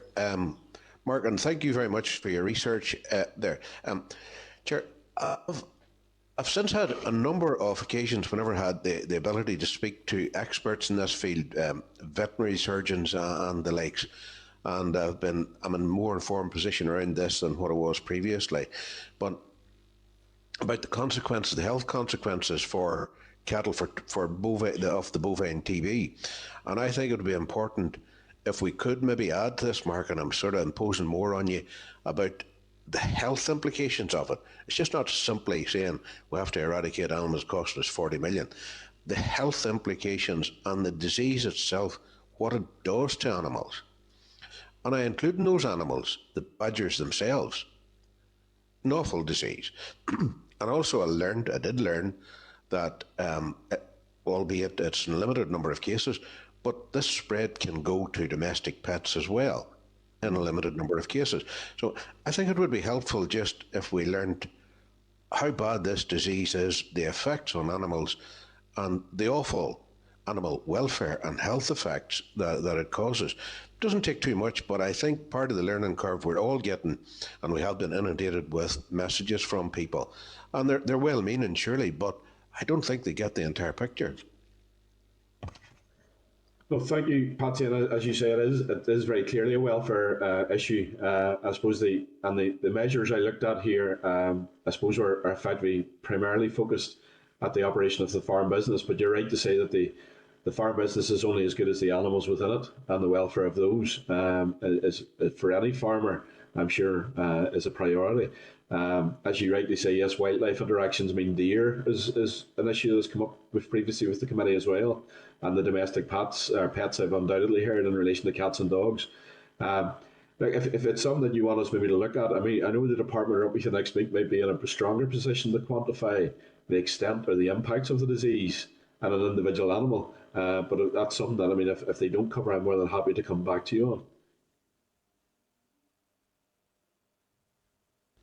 Chair, that'll be very helpful. And if they don't cover anything next week, and I'm sure some of their known experts would be on that, because I think it's part of it, sort of is getting lost in the budgets around this. We tend to have missed the actual animal welfare, why this had to be done in the first place. It's just not something that's been done to wipe out animals. It's something that's been done because it's an awful disease. Yep. Thank you, Patsy. Claire? Thanks, Chair. And thanks again, Mark. I mean, you're a man of expertise in a broad range of things, so thanks for the paper. Can I just double check, did you say that Scotland is currently the only region that is declared TB free? Yes, that's correct, Claire. Is there anything that they are doing differently that we could be looking at? I suppose, Claire, without going into a lot of detail on this, the previous committee back in, would have been maybe 2000, it was actually the Yard committee at that time, looked at those issues.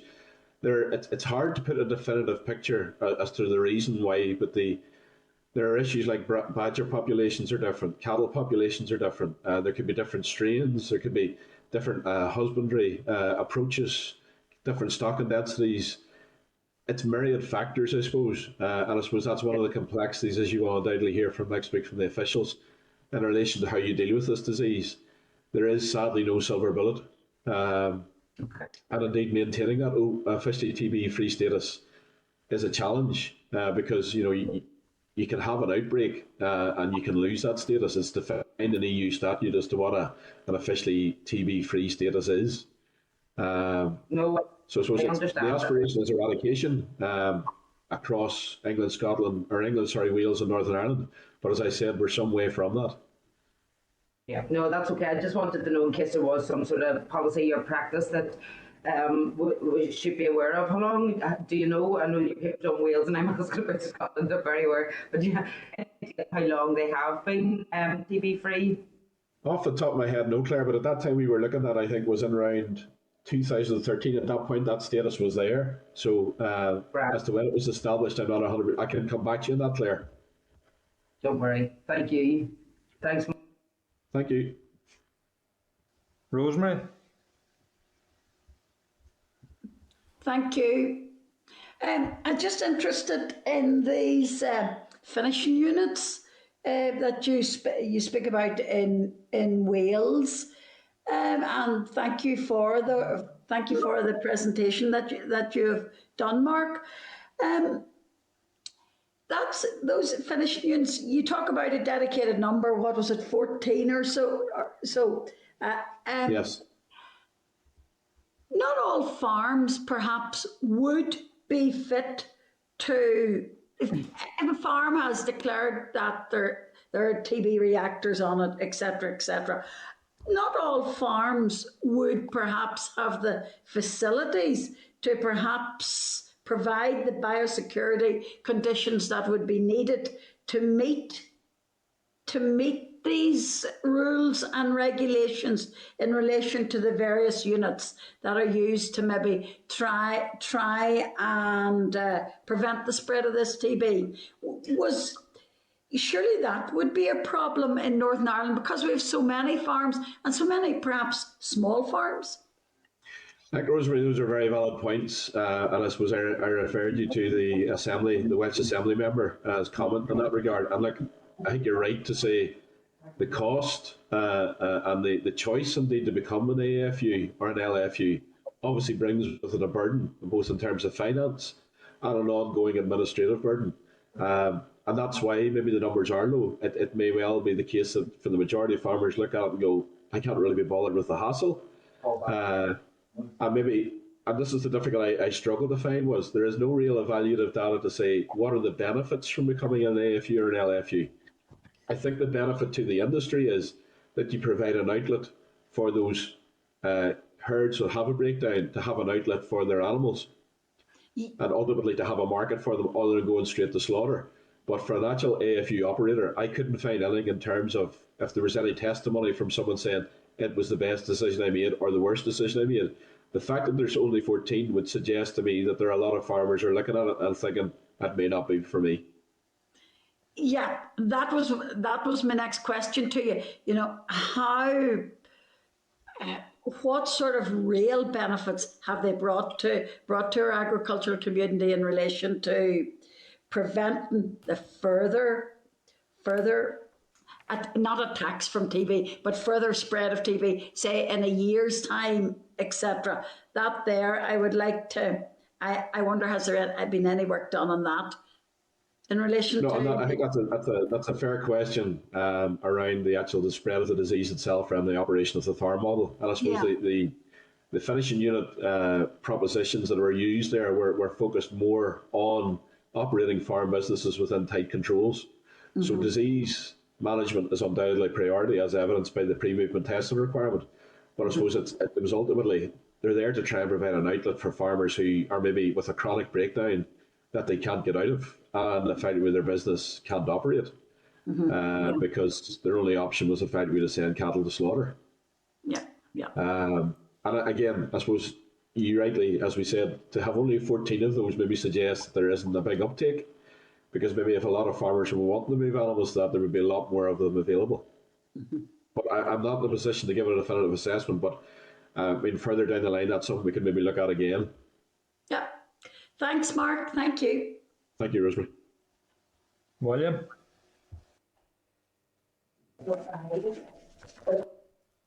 Okay. Thank you again, Mark. And I think you're like myself, you're a bit of a cold. I'm hoarse here too. So, Mark, I'm a farmer myself, so there's an interest. I think the idea of specialised finishing units is a good idea because it gives the smaller farms that have breakdowns with nowhere to go, their animals somewhere to go. The specialised finishing units, the animals never be out. They're there for a number of months till they're finished, so there's no real threat to the spread of TB in that regard. They're in the one unit, not mixing with other animals outside, so I'm normally only there for a few months till they're going to slaughter. So in my eyes, I think it would be probably, especially for those smaller farms that are not geared to deal and haven't got the feeding, haven't got the housing to keep the animals on. It is a big issue for some farms. They're down with the TB test, maybe for 2 or 3 years, and they can't sell animals. The only way they can sell animals is for slaughter, which leaves them in many in dire straits. They haven't got the capacity to do that. So specialised forestry units would, I would think, help in that regard. It would be, most of these specialised forestry units are fairly large, so that's probably why you don't need a large number of them. They're normally fairly large units, which can cater for quite a number of cattle. So I think, Mark, as far as I'm concerned, it would be a positive move, I think, Mark. Yeah, William, I take on board what you're saying there. I think the alternative control herds that we have, I suppose what the departmental proposals were effectively to enable more movement in those, would almost start to bring them more in line with what we would have in Wales in terms of alternative finishing units, or approved finishing units, sorry. Probably, as I said, the big difference is that we don't really have those so-called orange markets for effectively TB-infected animals, which would enable, for example, one approved finishing unit can go to those two approved finishing units could take cattle to that orange market and could buy cattle and move them in to another approved finishing unit to further fatten them. So I suppose it's whether that assists the operation of the market and whether that is of a benefit to the people who are trying to sell the animals is maybe one of the questions. But the difficulty probably would be in Northern Ireland. It would have to be a private sale. There may not be a possibility to go to live market with those, so it would have to be private. This is one of the challenges, and I think that's maybe one of the reasons why we don't have. But look, I think it's interesting that the departmental proposals, as I said, almost are taking ACH's, our existing provision here, slightly closer to the Welsh model. And I suppose it's an interesting direction to travel, is all I suppose I can really say. It is interesting and hopefully a positive one, hopefully. Okay. Thank you, William. Just in terms of the animal welfare issues Patsy raised, I mean, the department are in next week, so it probably is better that we take those issues up with the department when they're in. So there's no other members have indicated they want to ask any questions. So Mark, as always, thank you very much. Appreciate you coming with that very informative research paper. So thank you. Thank you, Chair. Thank you, members. All the best.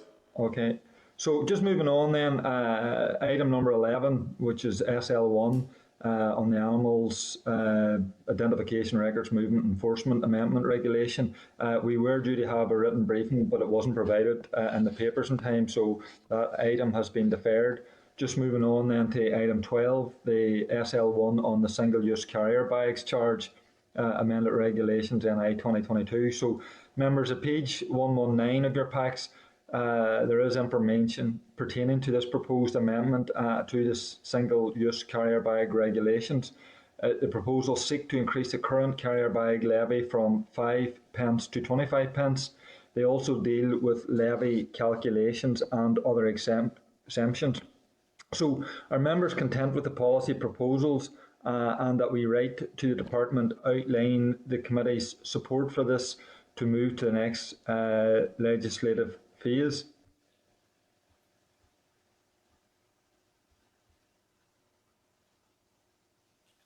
I'm just going to say there, I couldn't see members. You've just been added onto my line of sight now. So, but I've seen your hands up, so everybody's happy.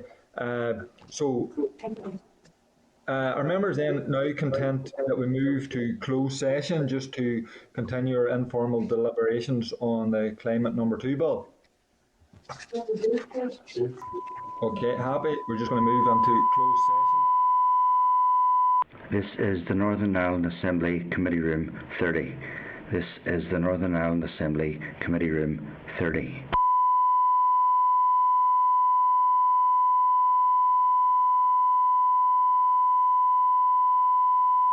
This is the Northern Ireland Assembly Committee Room 30. This is the Northern Ireland Assembly Committee Room 30.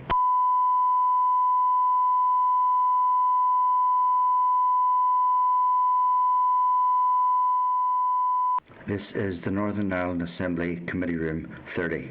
This is the Northern Ireland Assembly Committee Room 30.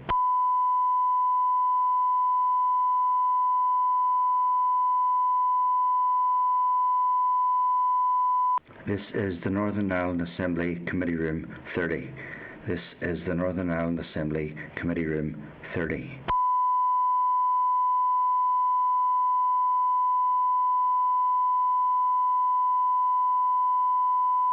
This is the Northern Ireland Assembly Committee Room 30. This is the Northern Ireland Assembly Committee Room 30.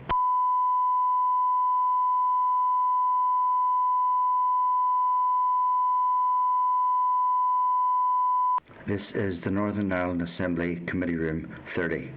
This is the Northern Ireland Assembly Committee Room 30.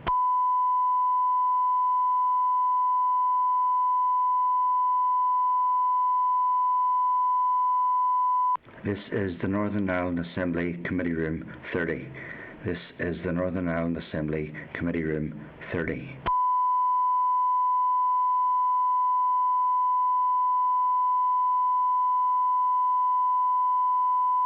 This is the Northern Ireland Assembly Committee Room 30. This is the Northern Ireland Assembly Committee Room 30.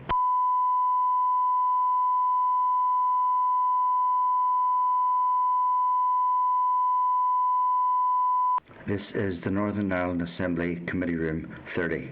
This is the Northern Ireland Assembly Committee Room 30.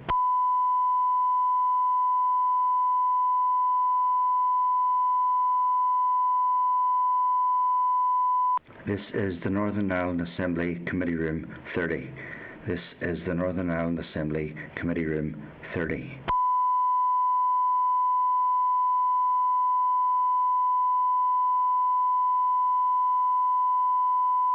This is the Northern Ireland Assembly Committee Room 30. This is the Northern Ireland Assembly Committee Room 30.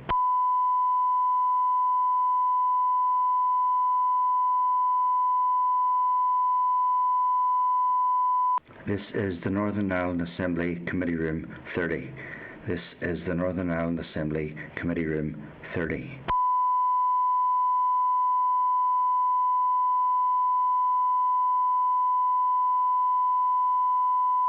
This is the Northern Ireland Assembly Committee Room 30. This is the Northern Ireland Assembly Committee Room 30.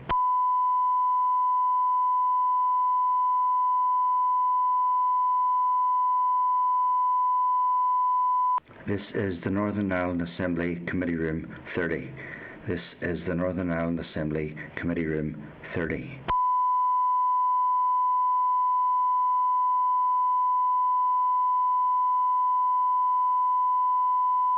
This is the Northern Ireland Assembly Committee Room 30. This is the Northern Ireland Assembly Committee Room 30.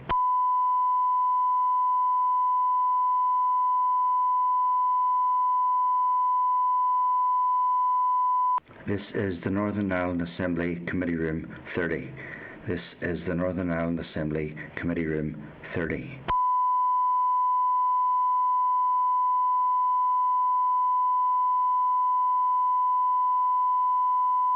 This is the Northern Ireland Assembly Committee Room 30. This is the Northern Ireland Assembly Committee Room 30.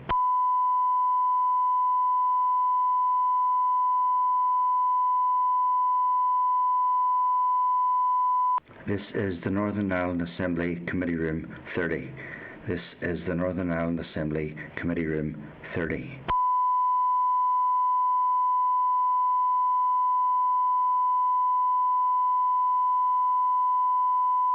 This is the Northern Ireland Assembly Committee Room 30.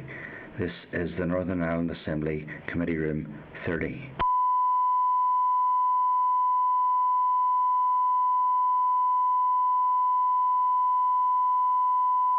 This is the Northern Ireland Assembly Committee Room 30.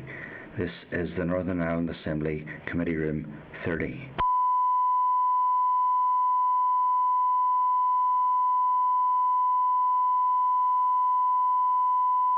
This is the Northern Ireland Assembly Committee Room 30. This is the Northern Ireland Assembly Committee Room 30.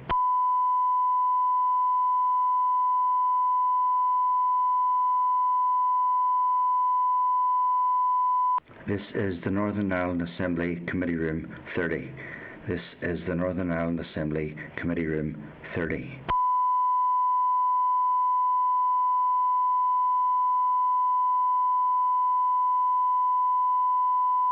This is the Northern Ireland Assembly Committee Room 30. This is the Northern Ireland Assembly Committee Room 30.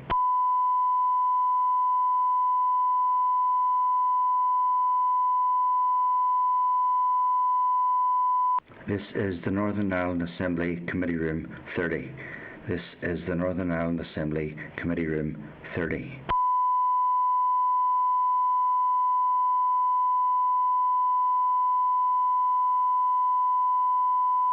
This is the Northern Ireland Assembly Committee Room 30. This is the Northern Ireland Assembly Committee Room 30.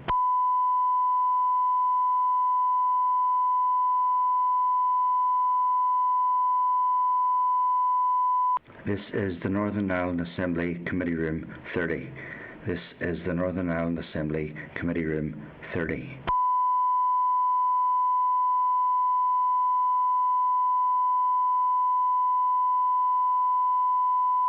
This is the Northern Ireland Assembly Committee Room 30. This is the Northern Ireland Assembly Committee Room 30.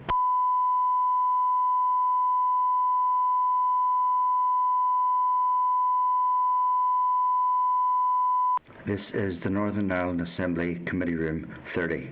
This is the Northern Ireland Assembly Committee Room 30.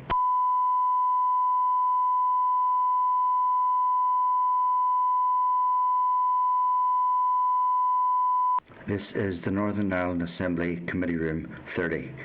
This is the Northern Ireland Assembly Committee Room 30.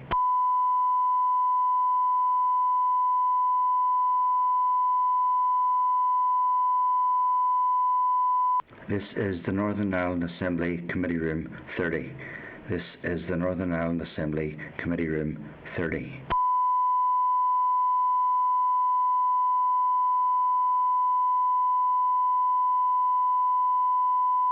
This is the Northern Ireland Assembly Committee Room 30.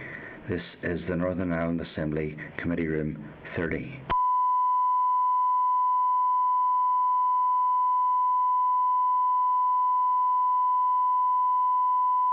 This is the Northern Ireland Assembly Committee Room 30.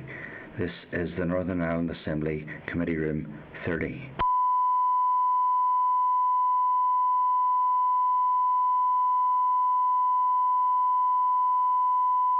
This is the Northern Ireland Assembly Committee Room 30. This is the Northern Ireland Assembly Committee Room 30.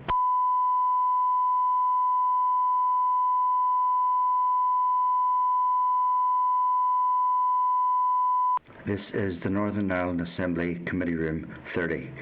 This is the Northern Ireland Assembly Committee Room 30.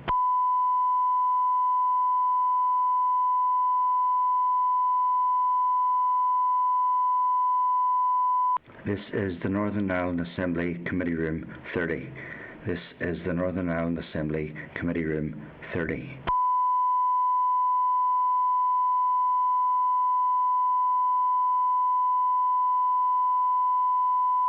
This is the Northern Ireland Assembly Committee Room 30.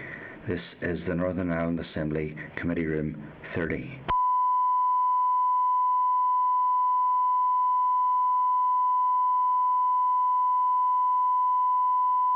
This is the Northern Ireland Assembly Committee Room 30. This is the Northern Ireland Assembly Committee Room 30.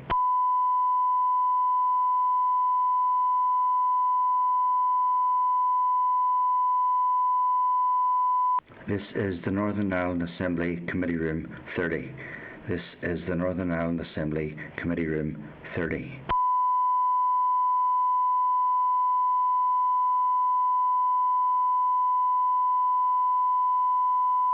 This is the Northern Ireland Assembly Committee Room 30. This is the Northern Ireland Assembly Committee Room 30.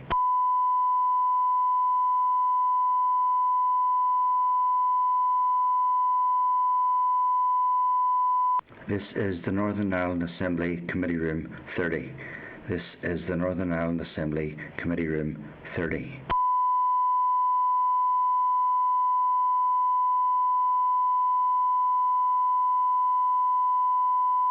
This is the Northern Ireland Assembly Committee Room 30.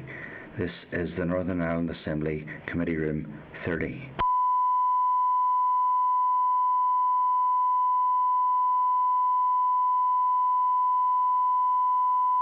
This is the Northern Ireland Assembly Committee Room 30.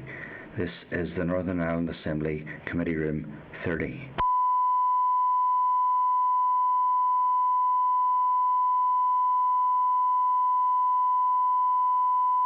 This is the Northern Ireland Assembly Committee Room 30. This is the Northern Ireland Assembly Committee Room 30.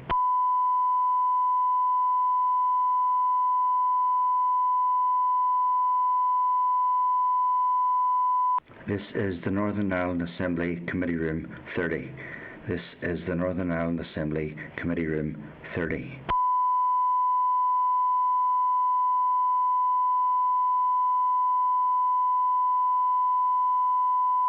This is the Northern Ireland Assembly Committee Room 30.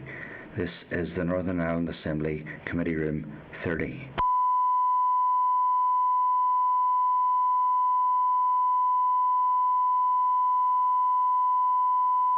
This is the Northern Ireland Assembly Committee Room 30. This is the Northern Ireland Assembly Committee Room 30.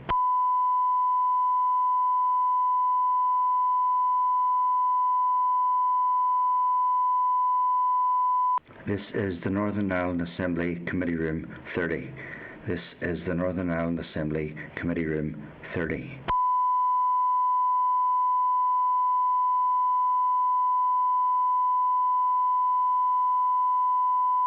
This is the Northern Ireland Assembly Committee Room 30. This is the Northern Ireland Assembly Committee Room 30.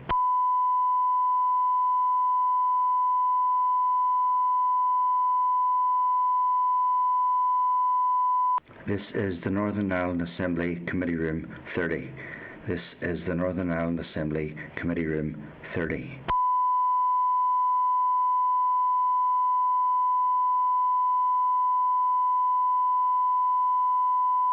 This is the Northern Ireland Assembly Committee Room 30. This is the Northern Ireland Assembly Committee Room 30.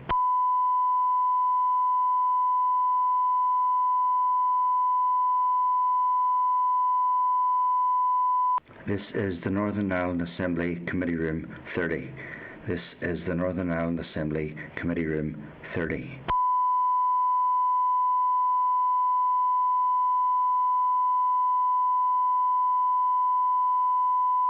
This is the Northern Ireland Assembly Committee Room 30. This is the Northern Ireland Assembly Committee Room 30.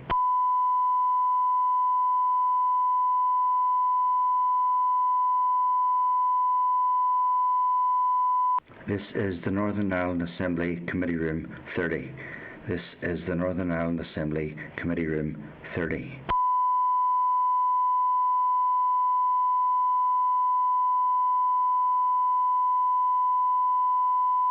This is the Northern Ireland Assembly Committee Room 30.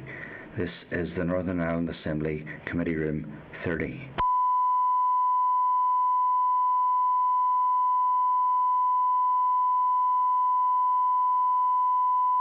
This is the Northern Ireland Assembly Committee Room 30.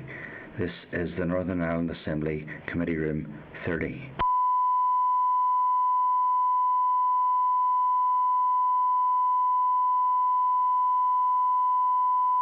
This is the Northern Ireland Assembly Committee Room 30. This is the Northern Ireland Assembly Committee Room 30.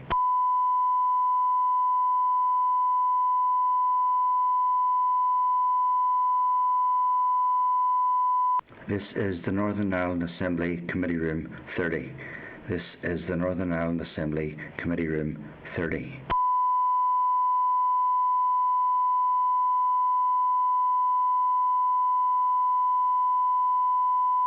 This is the Northern Ireland Assembly Committee Room 30. This is the Northern Ireland Assembly Committee Room 30.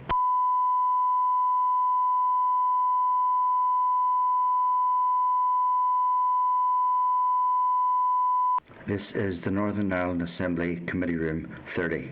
This is the Northern Ireland Assembly Committee Room 30.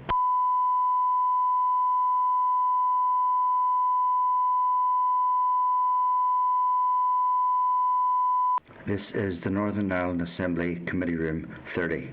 This is the Northern Ireland Assembly Committee Room 30.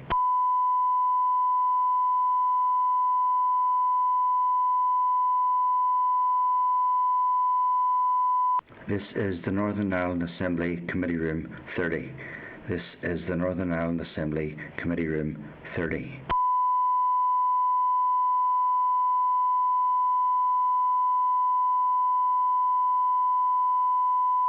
This is the Northern Ireland Assembly Committee Room 30. This is the Northern Ireland Assembly Committee Room 30.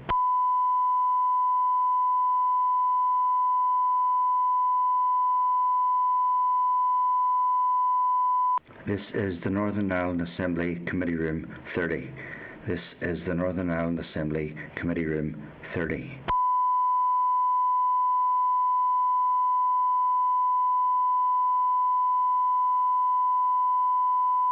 This is the Northern Ireland Assembly Committee Room 30. This is the Northern Ireland Assembly Committee Room 30.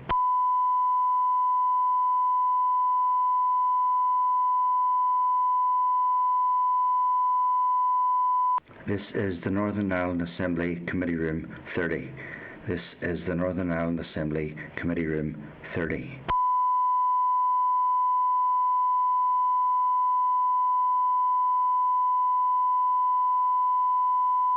This is the Northern Ireland Assembly Committee Room 30. This is the Northern Ireland Assembly Committee Room 30.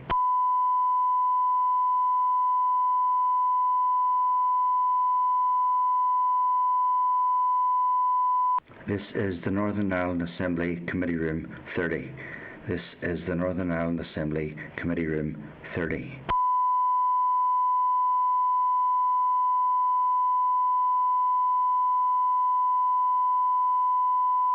This is the Northern Ireland Assembly Committee Room 30.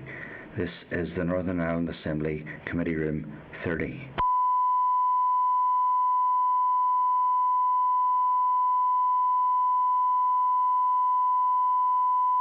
This is the Northern Ireland Assembly Committee Room 30. This is the Northern Ireland Assembly Committee Room 30.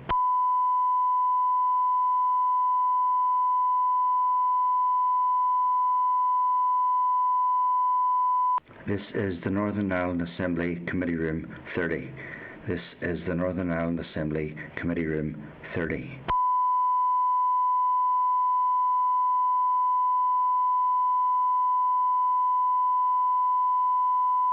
This is the Northern Ireland Assembly Committee Room 30. This is the Northern Ireland Assembly Committee Room 30.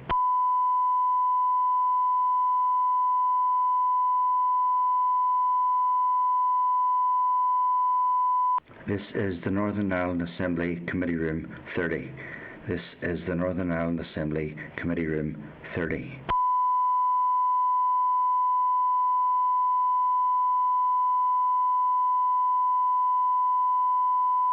This is the Northern Ireland Assembly Committee Room 30.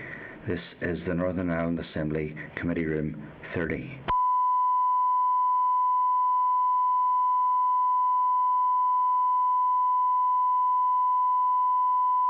This is the Northern Ireland Assembly Committee Room 30.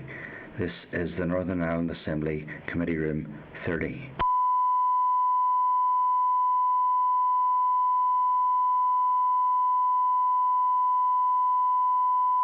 This is the Northern Ireland Assembly Committee Room 30. This is the Northern Ireland Assembly Committee Room 30.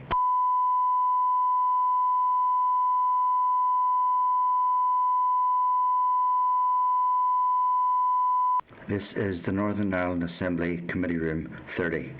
This is the Northern Ireland Assembly Committee Room 30.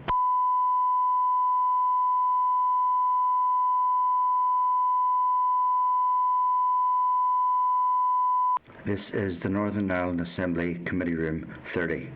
This is the Northern Ireland Assembly Committee Room 30.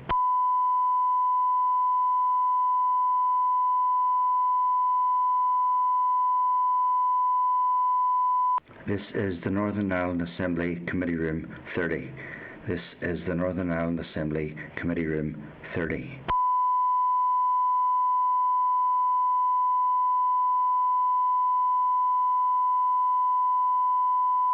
This is the Northern Ireland Assembly Committee Room 30.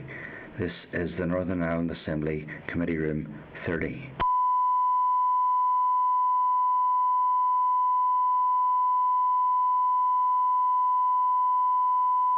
This is the Northern Ireland Assembly Committee Room 30. This is the Northern Ireland Assembly Committee Room 30.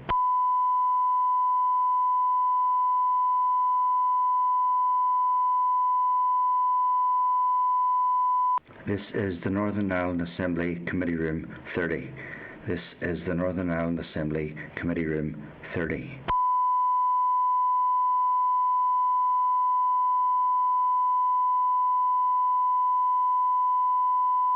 This is the Northern Ireland Assembly Committee Room 30. This is the Northern Ireland Assembly Committee Room 30.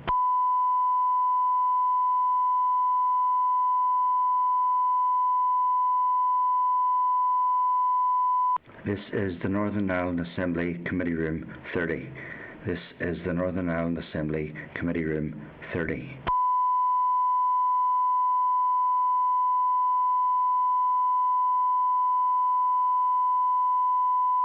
This is the Northern Ireland Assembly Committee Room 30. This is the Northern Ireland Assembly Committee Room 30.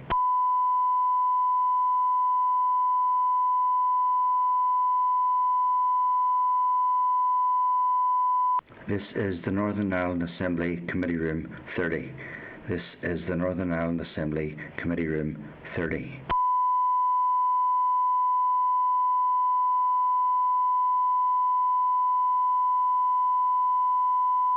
This is the Northern Ireland Assembly Committee Room 30. This is the Northern Ireland Assembly Committee Room 30.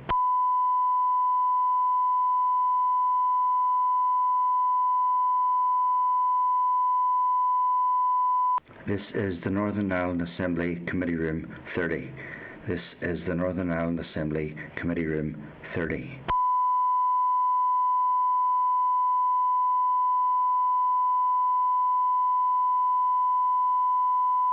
This is the Northern Ireland Assembly Committee Room 30. This is the Northern Ireland Assembly Committee Room 30.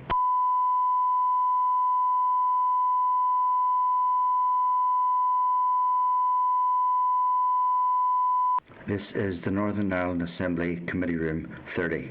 This is the Northern Ireland Assembly Committee Room 30.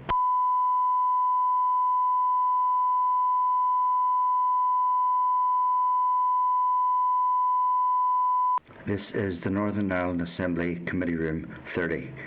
This is the Northern Ireland Assembly Committee Room 30.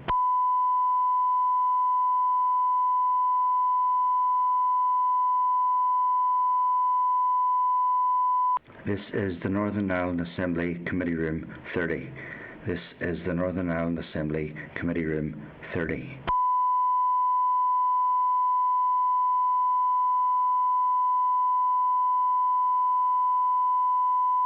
This is the Northern Ireland Assembly Committee Room 30. This is the Northern Ireland Assembly Committee Room 30.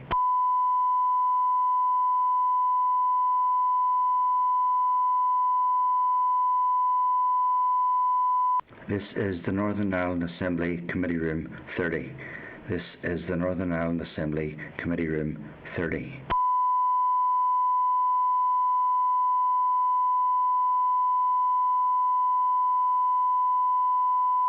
This is the Northern Ireland Assembly Committee Room 30.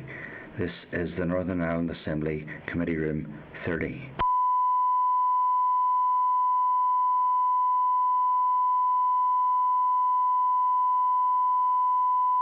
This is the Northern Ireland Assembly Committee Room 30. This is the Northern Ireland Assembly Committee Room 30.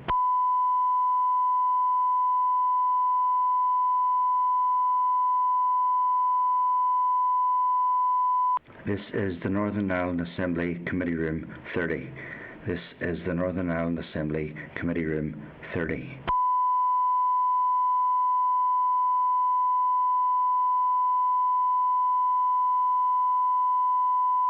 This is the Northern Ireland Assembly Committee Room 30.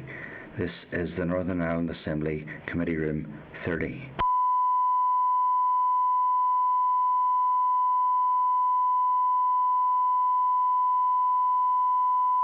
This is the Northern Ireland Assembly Committee Room 30. This is the Northern Ireland Assembly Committee Room 30.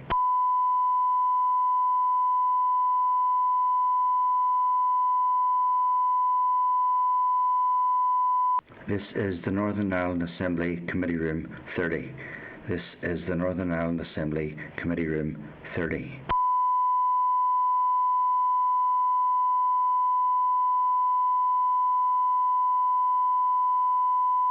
This is the Northern Ireland Assembly Committee Room 30.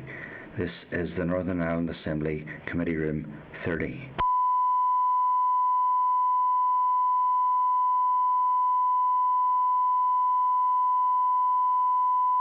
This is the Northern Ireland Assembly Committee Room 30. This is the Northern Ireland Assembly Committee Room 30.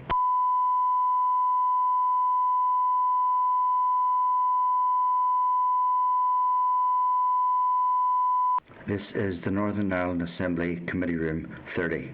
This is the Northern Ireland Assembly Committee Room 30.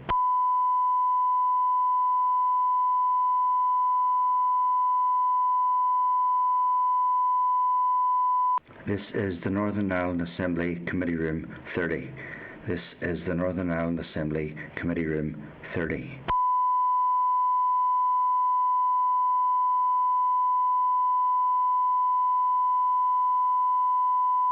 This is the Northern Ireland Assembly Committee Room 30. This is the Northern Ireland Assembly Committee Room 30.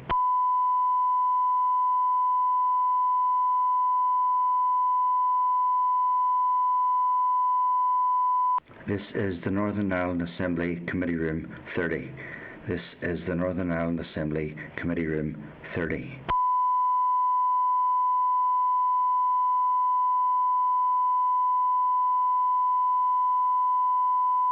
This is the Northern Ireland Assembly Committee Room 30.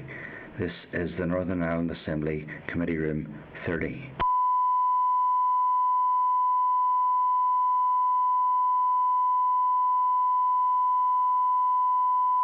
This is the Northern Ireland Assembly Committee Room 30. This is the Northern Ireland Assembly Committee Room 30.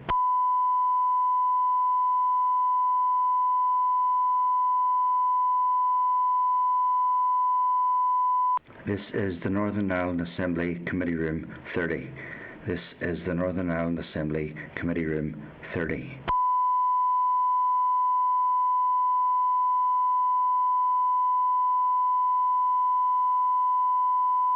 This is the Northern Ireland Assembly Committee Room 30. This is the Northern Ireland Assembly Committee Room 30.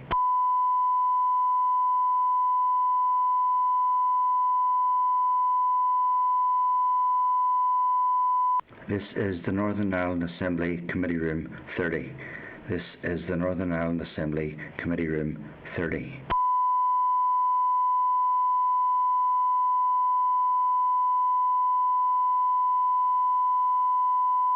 This is the Northern Ireland Assembly Committee Room 30. This is the Northern Ireland Assembly Committee Room 30.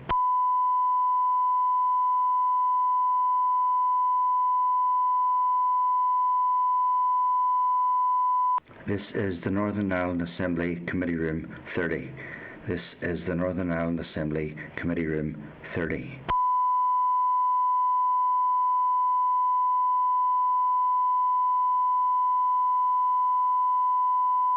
This is the Northern Ireland Assembly Committee Room 30. This is the Northern Ireland Assembly Committee Room 30.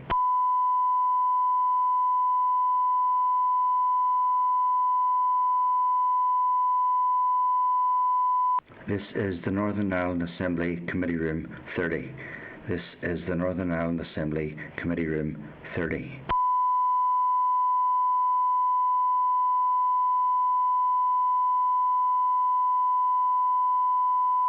This is the Northern Ireland Assembly Committee Room 30. This is the Northern Ireland Assembly Committee Room 30.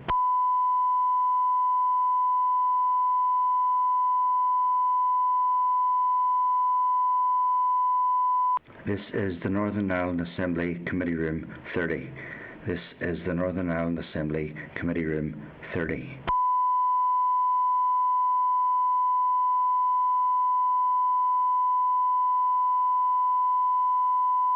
This is the Northern Ireland Assembly Committee Room 30. This is the Northern Ireland Assembly Committee Room 30.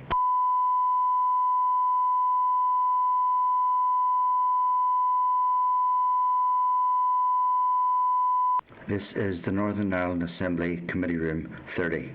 This is the Northern Ireland Assembly Committee Room 30.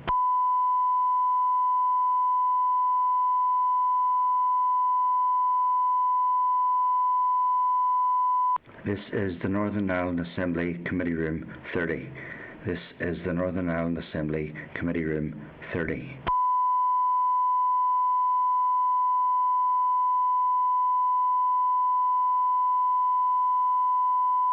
This is the Northern Ireland Assembly Committee Room 30. This is the Northern Ireland Assembly Committee Room 30.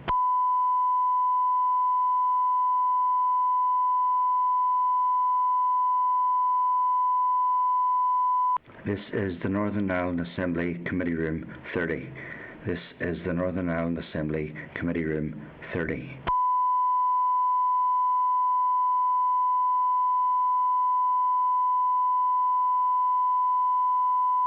This is the Northern Ireland Assembly Committee Room 30. This is the Northern Ireland Assembly Committee Room 30.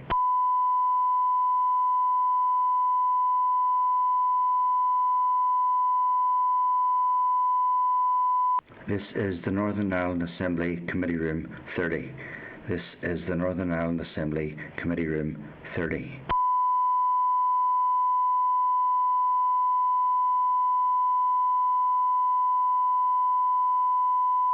This is the Northern Ireland Assembly Committee Room 30. This is the Northern Ireland Assembly Committee Room 30.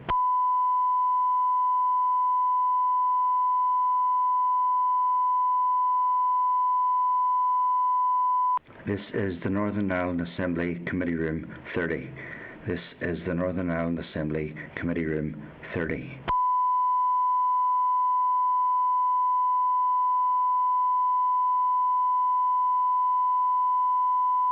This is the Northern Ireland Assembly Committee Room 30.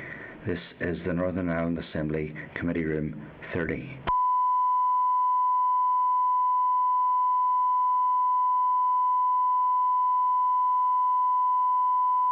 This is the Northern Ireland Assembly Committee Room 30. This is the Northern Ireland Assembly Committee Room 30.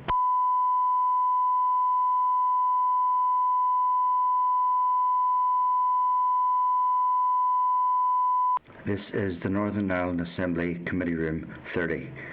This is the Northern Ireland Assembly Committee Room 30.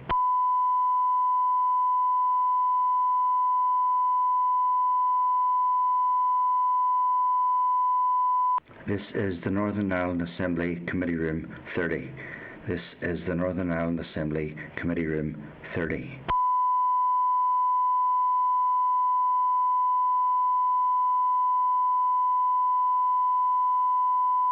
This is the Northern Ireland Assembly Committee Room 30.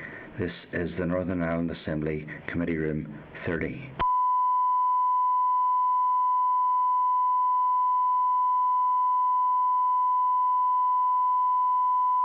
This is the Northern Ireland Assembly Committee Room 30. This is the Northern Ireland Assembly Committee Room 30.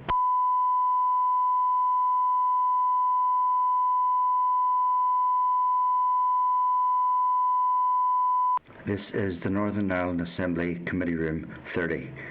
This is the Northern Ireland Assembly Committee Room 30.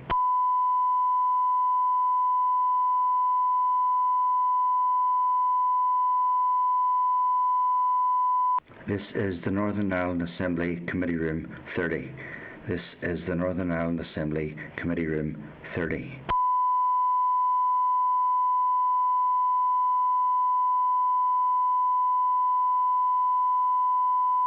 This is the Northern Ireland Assembly Committee Room 30. This is the Northern Ireland Assembly Committee Room 30.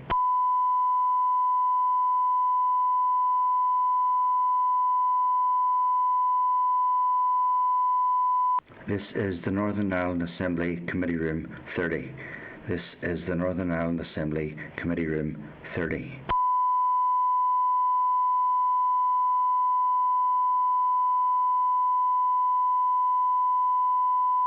This is the Northern Ireland Assembly Committee Room 30. This is the Northern Ireland Assembly Committee Room 30.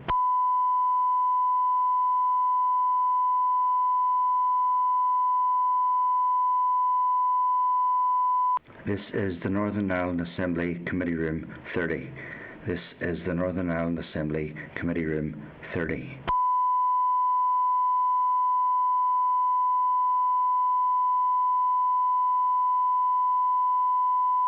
This is the Northern Ireland Assembly Committee Room 30. This is the Northern Ireland Assembly Committee Room 30.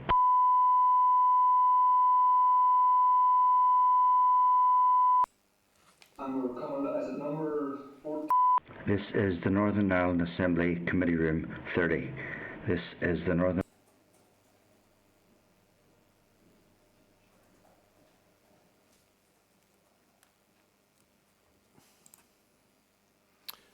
Chair, that's us now live in open session. Okay, thank you. So we're just going to move to item 14, which is correspondence. So I refer members to the correspondence index at page 194 of your packs. And just kind of point out, page 199 of your packs is a departmental response to committee queries arising from our meeting on the 11th of November. So the department have indicated that officials will be available to brief the committee on the environment strategy on the 13th of January 2022. So are members content that we include this briefing in the forward work programme? Yep. Happy enough with that. So I also just want to draw your attention to correspondence from the Minister in the tabled pack outlining his intention to lay the draft fishery statement to the Assembly on the 10th of January 2022. This will be subject to UK-wide consultation from the 11th of January to the 5th of April 2022. Under the Fisheries Act, the committee will have the opportunity to make any recommendations pertaining to joint fishery statement before 18th of February 2022. There's a copy in your pack of correspondence from DAERA sent to local government planning departments outlining actions it is taking in respect of a large backlog of planning applications, including suspension of providing indicative response times until further notice, and is not considering requests for prioritisation. Are members content to note the correspondence, or do members have any questions?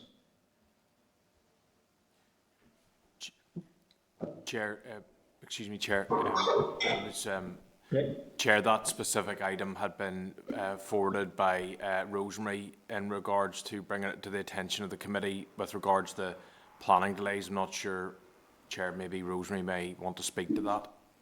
Okay. Yeah. Go ahead, Rosemary. That was sent to me in relation by a constituent. So basically, I will be commenting on that. I just haven't got around to it, but I will be commenting on that. Yeah. Okay, sound. William, are you looking to come in? Yes, it is a major issue. It was an issue I got to the Minister about a number of weeks ago, actually, in my own capacity as an MLA for my constituency. NAA was disaster. There was some situations, one situation in particular, their own response time was the 1st of July, and on the 1st of November they went back, and their own, so it is an issue, and the Minister, I think, has promised to put more resources into that, but it is a major issue. Yeah, I think NIEA and NFSS on top of that, between the two of them, they're holding application after application up. The difficulty is that, see, to the NIEA it is their report. The other group can't do theirs, so the NIEA was holding up everything. That was the big difficulty. The SAS then couldn't do their report. They had the report from the NIEA first of all. Yep, I mean, it's undoubtedly an issue that all of us as constituency MLAs are dealing with, even over and above our role here in the committee. So, fair enough. Are members content then to action the rest of the correspondence as suggested in the index sheet? Chair, could I comment on that last issue? Yep, come on ahead, Tom, sorry. Yeah, sorry. Just on that issue with NIEA, this is a serious issue for the farming community, and I'm dealing with this on a regular basis where we cannot get the information back from NIEA. There's another aspect of that though, is whenever the NIEA does provide the report, SES normally doesn't accept it, and then they put further. They have further questions that they put back to NIEA, which is causing to block up the system. And I think there's got to be a much better working relationship between NIEA and SES, because one seems to be overruling the other, and SES seems to be, in my opinion, is a huge problem that we're facing.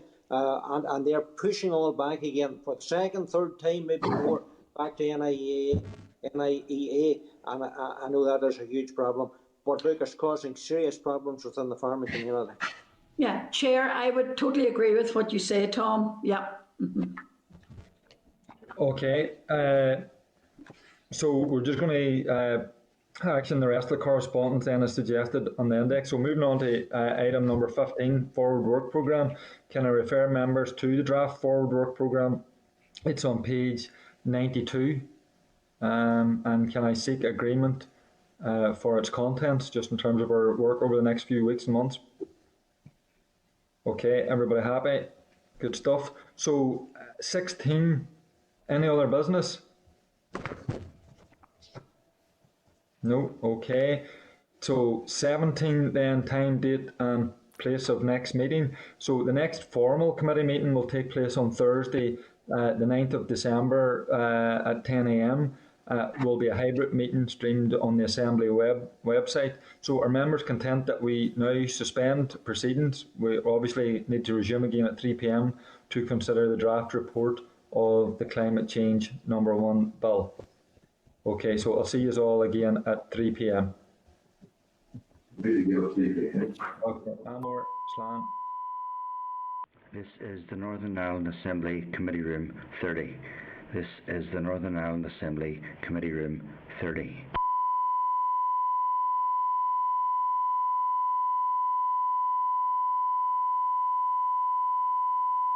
This is the Northern Ireland Assembly Committee Room